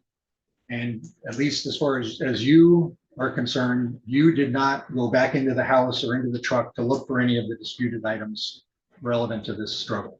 That's correct. I went from Mr. McCullough's truck, and then I was with him in my patrol car. And then at that point, I put him in handcuffs, and then I had driven him down to the station. Thank you. I'm sorry, no further questions. Any redirect? No regret. Any questions from the jury for this witness? No questions from the jury. Thank you, Officer McLean. You too. Thank you, Your Honor. Any additional witnesses? No, Your Honor, the people. That's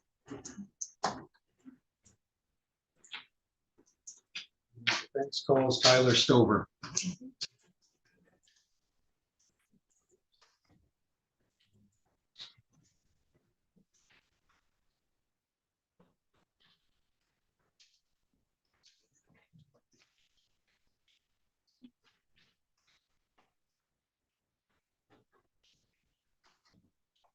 solemnly swear or affirm the testimony you're going to give us the truth and the whole truth under penalty of perjury. I swear. Thank you. You can have a seat. You can state your first and last name and then spell them. Tyler Stover, TYLERSTOV. Thank you. Good to see you, Counsel. Good afternoon, sir. Good afternoon. My name is Jerry Faber. I represent Mr. McCullough. We've never met, right? Correct. How often are you called as a witness by the defense? I think this is the second time. How many years have you been a police officer?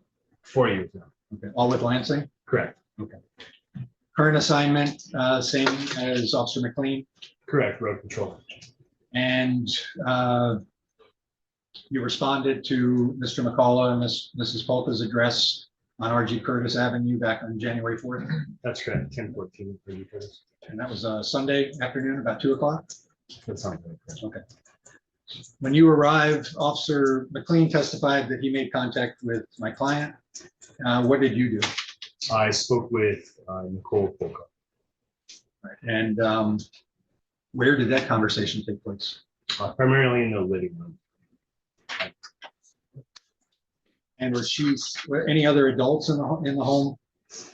No, And this is a two-story house? I don't know this houses. Okay, right.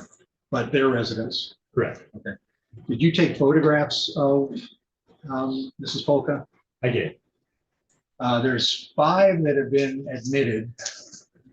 All of Mrs. Polka's hands. Maybe one extra. You took those? Yes, Is there also a photograph of basically from mid leg up showing her front, her face?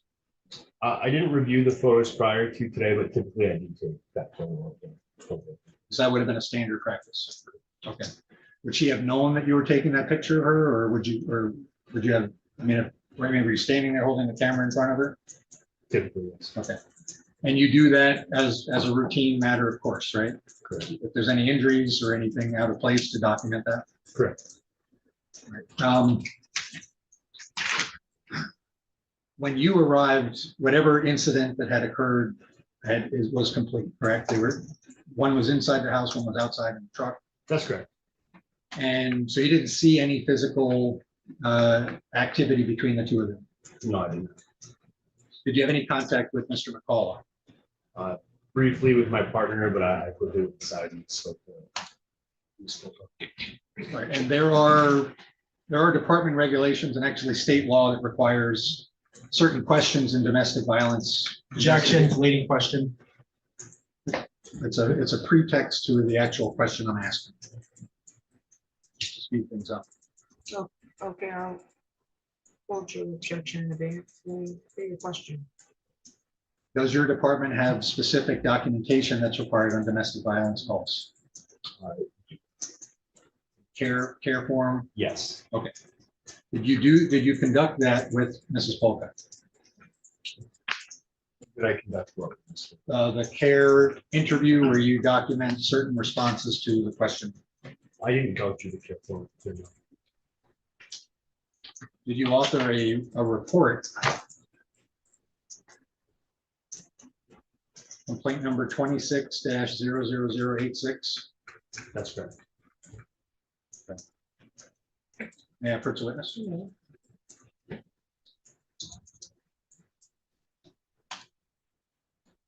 So is this one page of your report? Yeah. See your name anywhere on there? Okay. And then on this document, there are several check marks. And there's also some verbal answers. Who typed those in? I did. Okay. Would you say those are based on the responses you got? Correct. Okay. So now we're on the same page. Yes. Okay. What did Ms. Polka indicate when you asked about whether she was fearful of the accused? I don't recall asking that. Would I look at that report to refresh your memory? Sure.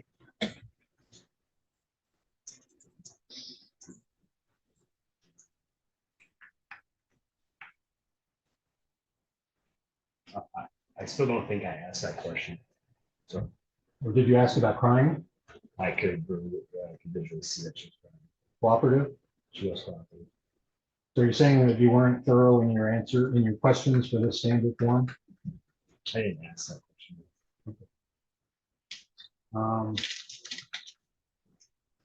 Did you ask if there was a history of any assault or threatening behavior from Mr. McCullough toward his wife? I don't. So who typed no? Well, I did. So you're saying that you typed no, even though you didn't ask the question? I'm saying I don't recall asking the question.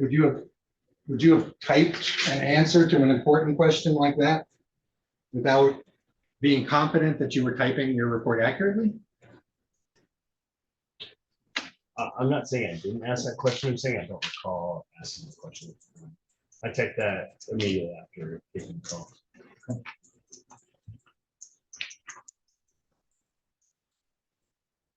The injuries that you observed, can you describe those to the jury?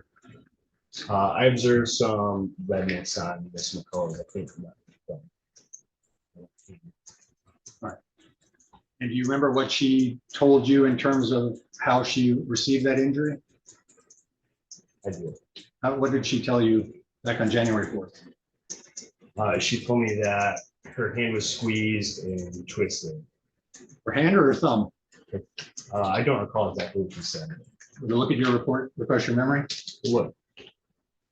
Did you review your report before coming in today? I did.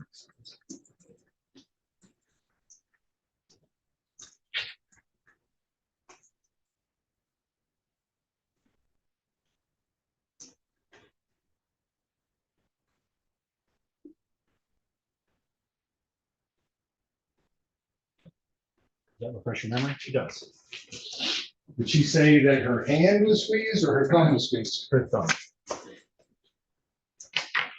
So the left thumb. So what did she physically describe it to you or just verbally describe it to you? Just verbally described it.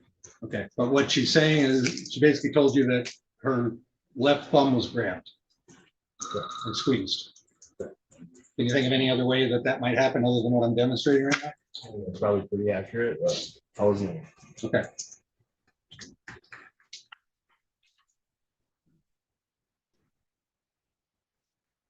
She also said that her nail had been pulled off. Partially pulled off, I believe she said this. Did she indicate to you whether those were fake nails or her real nails? She didn't. At some point, did you know that there were fake nails on her fingers? I no idea.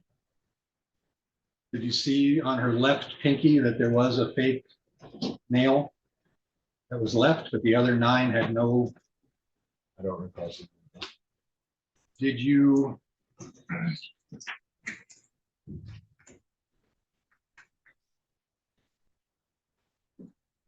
Show me Exhibit 1, which has been published to the jury. The left hand would be the hand on the right. Is that fair? Yes. Did you ask her about the condition of her right thumbnail? I didn't. Did you have a chance to observe her other fingernails? There's no photographs of the nails or nail beds or fingernails of anything other than the thumbs.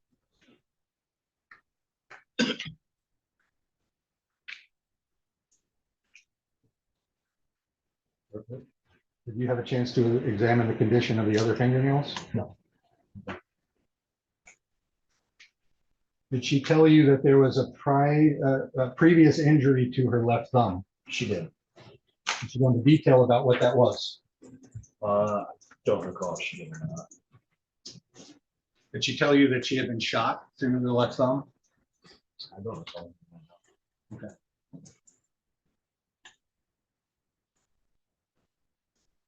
What did she tell you in terms of what was the subject of the struggle? A light or something that she had. Light with keys, I think. I believe it was keys. The purse. Keys in her purse, right? And if your report reflects that, that would be accurate? If she had talked about a light, would you have documented that in your report? Yes, I think so. Okay. You remember that fact, or is it possible that you got that from Officer McLean? I don't.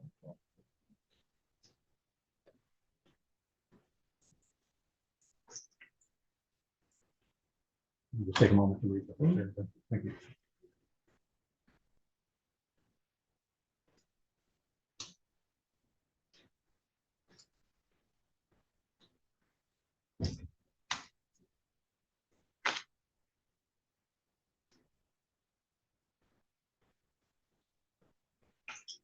Is your memory refreshed? It is. Did she, at any point, did she mention to you a light? No.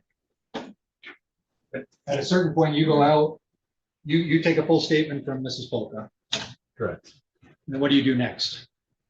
I go and talk to my partner. So he spoke to Mr. McCullough. Correct. And you compared notes about what the details were? Objection, leading question. Was there a discussion? Objection sustained. Thank you. Was there a discussion about the details between both? There was. Were you able to discern distinct differences in their story? I don't know. Well, you mentioned light, so that might, if she didn't tell you, then that must have come from Officer McLean. Correct? Correct. And if Officer McLean didn't mention anything about keys, you know, is it fair to say that there's? Objection, leading question. I'm gonna allow it because there's a lot of, I don't know, subjections of. Is it fair to say that there's a dispute about a key detail in terms of what was physically held during a struggle? Correct. Did you take any effort to look for keys in the house? I didn't know. Did you make any effort to look for this flashlight that was the subject of Mr. McCullough's statement? I didn't know. Did you do any investigation beyond taking the statement and photographs? No. You went out there, you reported to Mr. McLean, and then the arrest was made. Correct. You typed up your report. Yes? Yes. Did you do anything else in terms of an investigation after that report was typed? No. Have you even looked at the case? You probably have had 100 cases in the last couple of months. No, I have not. Okay.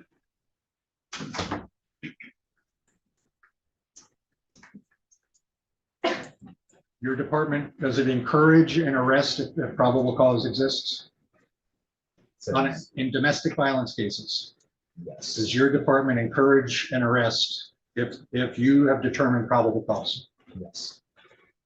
Can you determine probable cause based on a single statement by a witness that you interviewed? A statement usually corroborating. That's the probable cause standard. Is that fair to say? Yes. All right, I have no further questions.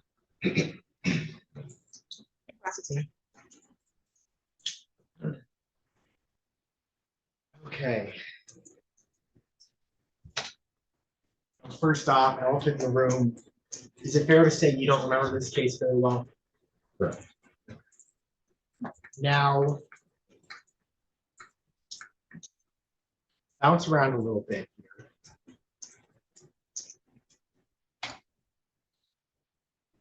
So you indicated that you did not ask her if she was afraid of you, is that right? That's good. So she testified that she was not asked that. She would have been testifying truthfully. Yes. And you also testified that you did not ask about prior assaults, isn't that right? So if she testified that she was not asked about prior assaults, she would be testifying truthfully. Correct. Now let's talk about this care form. Isn't it true that the care form is something that is filled out separately after the fact? Correct. Were you still present on scene when you filled out the care form? I was not. And were you answering the questions based on your recollection of what happened at the scene? Yes. And so it was after you had left the scene that the care form, let me put it this way, if you did not ask her, were there prior assaults? You did not ask her, are you afraid of him? Why did you check no on those boxes? She didn't. She was. So the absence of evidence, so essentially when you checked no, you were saying that there was no evidence you discerned suggesting that those things were true. Correct. That doesn't necessarily mean no, these things are not true. Correct. And you obviously drafted a report in this, correct? I did. When did you write your report? Immediately after leaving the scene. So it was after you left the scene? What happened after you spoke to her, but before you left the scene? Myself and Officer McLean decided to arrest. And I'm gonna need you to speak up a little, I'm sorry. and then myself and Officer McLean made an arrest and then brought Mr. McCullough to the jail. So you spoke with her, then you conferred with Officer McLean, then you made the arrest and you transported him to lockup downtown, is that correct? That's correct. And then was it in lockup that you wrote your report? Correct. And when you wrote your report, were you basing off of your recollection with your conversation with Ms. Polka? That's correct. And is it possible that she told you her whole hand was squeezed and you misremembered that's just the thumb? Possible. And when you indicated you took these pictures, right? That's correct. And is it possible that the emphasis on this thumb caused you to misremember what she told you regarding whether it was thumb or full hand? It's possible. Now, you indicated that one thing that can affect whether or not an arrest is made is whether there is corroborating evidence. You said that, right? Correct. Was there corroborating evidence in this case? I believe so, with the redness on Ms. Fulton's. And Ms. Polka described her thumbnail being ripped off, isn't that right? That's correct.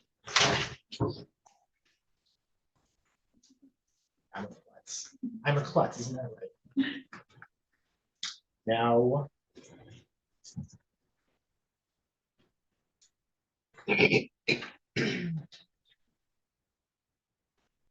Show you on my monitor what has been admitted as this was People's 2. I'll just do it on the monitor instead of projecting it. You took this picture of People's 2, right? Yes. Zooming in. Would you agree, sir, that that is consistent with a thumbnail having been ripped off? I would. And would you agree that down here it looks as though there's tear marks from a nail being torn off? I would. And would you agree just in general that there's a lot of damage to her actual thumbnail, not just a fake nail? Is that right? That's correct. And did this inform your decision making when you decided to arrest Mr. McCullough? It did. And the policy encourages an arrest, isn't that right? Yes. But you do need to have probable cause to believe an offense was committed before you can make it, isn't that right? That's correct. So you're not just told go blindly arrest someone, right? Correct. Now.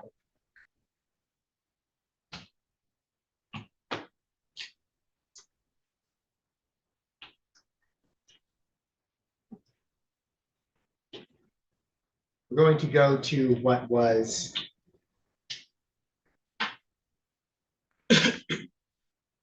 already been as People's 5.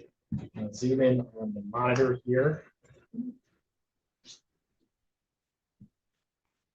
This is zoomed in on a different picture you took, right? Yes. And do you see this lump right here on her thumb? I do. Does that appear to be swelling? It does. And is this the first time you've ever seen swelling, or have you seen swollen joints previously? I've seen swelling. And the swelling on her thumb, is that consistent with just swelling in general? It was. The injury to her thumbnail and the swelling that you observed, is it consistent with what she described to you as having happened? It was. Is it fair to say that if the pictures in her statement were not lining up, you would not have made the arrest? Is that right? That's correct. Officer Stover, are you a detective? I'm not. Is it your job to conduct thorough crime scene investigations after domestic disputes? No. Would you agree that you did not conduct a thorough investigation in this case? Honestly.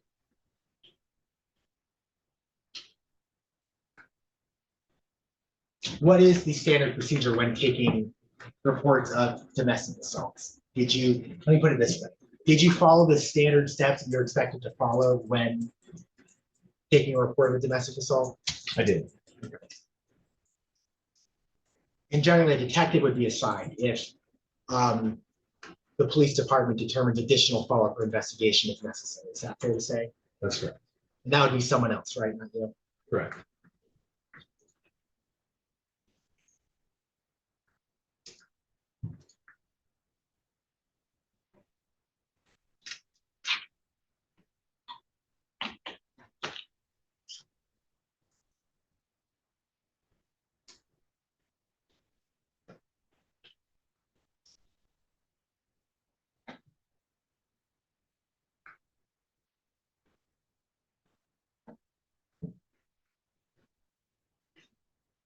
Now, what was Miss Polka's demeanor like when you spoke with her? I believe she was crying and seemed upset. And when you say she seemed upset, did she seem to be upset in relation to what happened? Yes. Did you ascertain any inconsistencies in the stories that she was relaying? I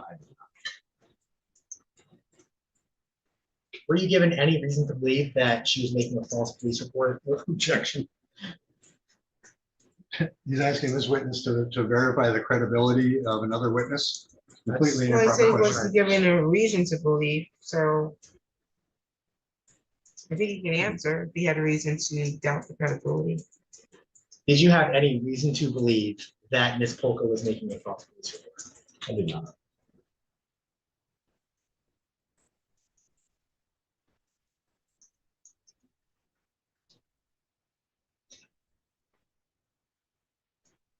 No further questions. Redirect. Officer, did you testify to the prosecutor that you did not conduct a thorough investigation? I did in the context of follow-up. You said in the context of follow-up, what? I believe that's what the context was. In terms of follow-up, that was not thorough. It's non-existent. Correct. Okay. How often are detectives called to a domestic violence scene when there isn't major injuries?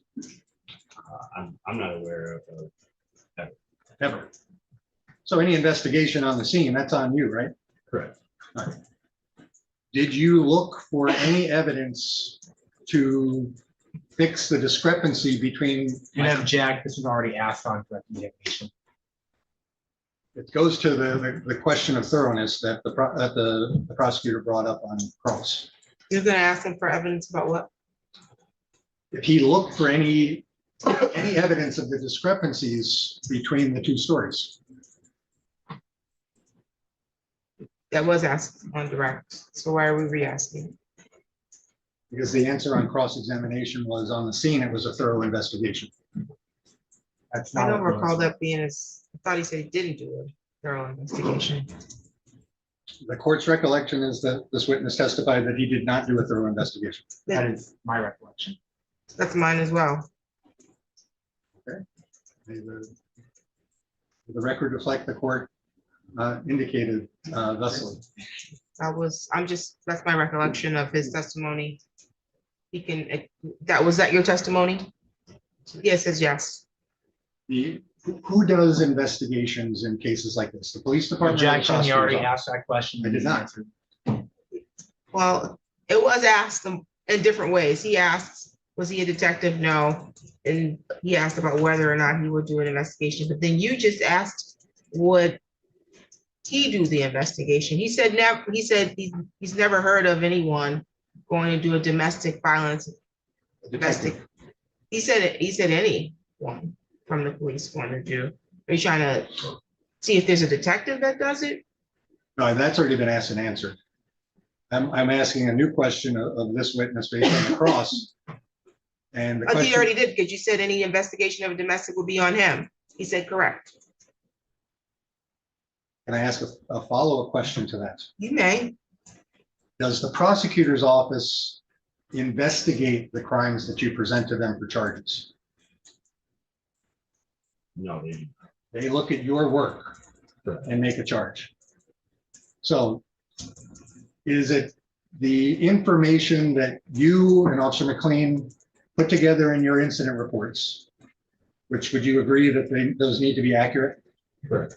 Like the details matter? They do.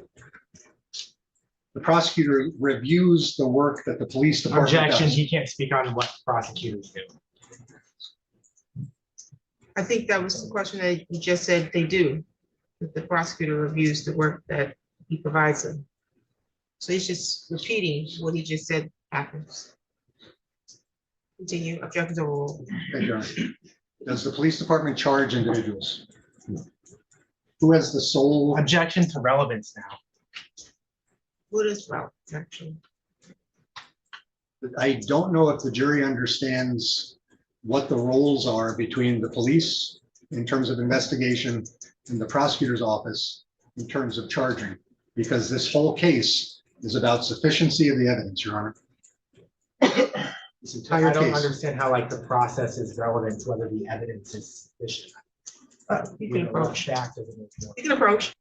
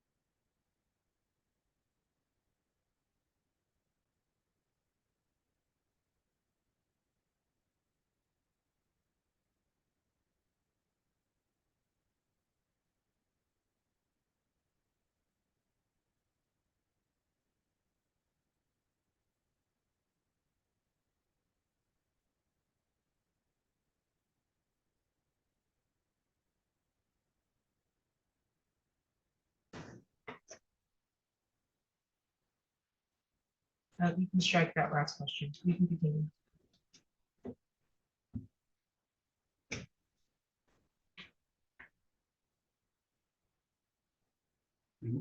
And what percentage of domestic violence responses do you not make an arrest? Objection to lack of foundation as far as statistical data.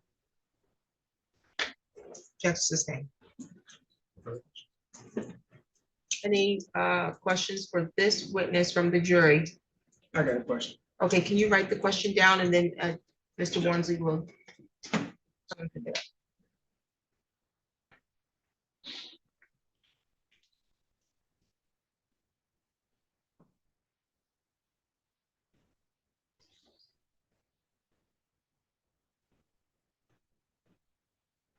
No, I'm just scratching. Yeah, I'm scratching. You don't have a question? No, I'm Are just you scratching. sure? Because then it's always, the questions always come when it's time to deliberate. And it's like, we can't call the witness, it's too late then. So I'm no one has a question. Okay, thank you. Officer, you may be excused.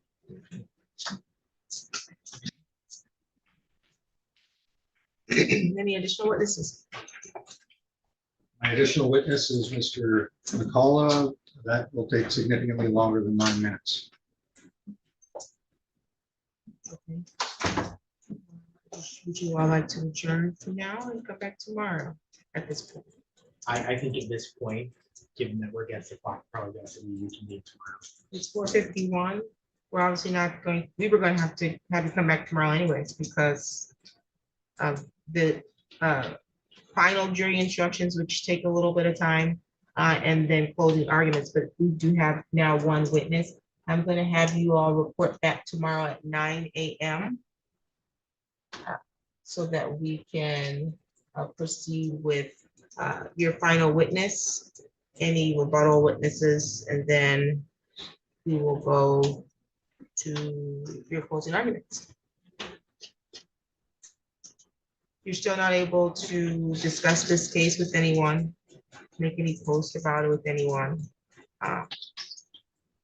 And so be back here 9 a.m. tomorrow, so we can go on the record by 9:30. Any additional matters for the record? Not for the. Not from the defense. Thank you. All rise for the jury.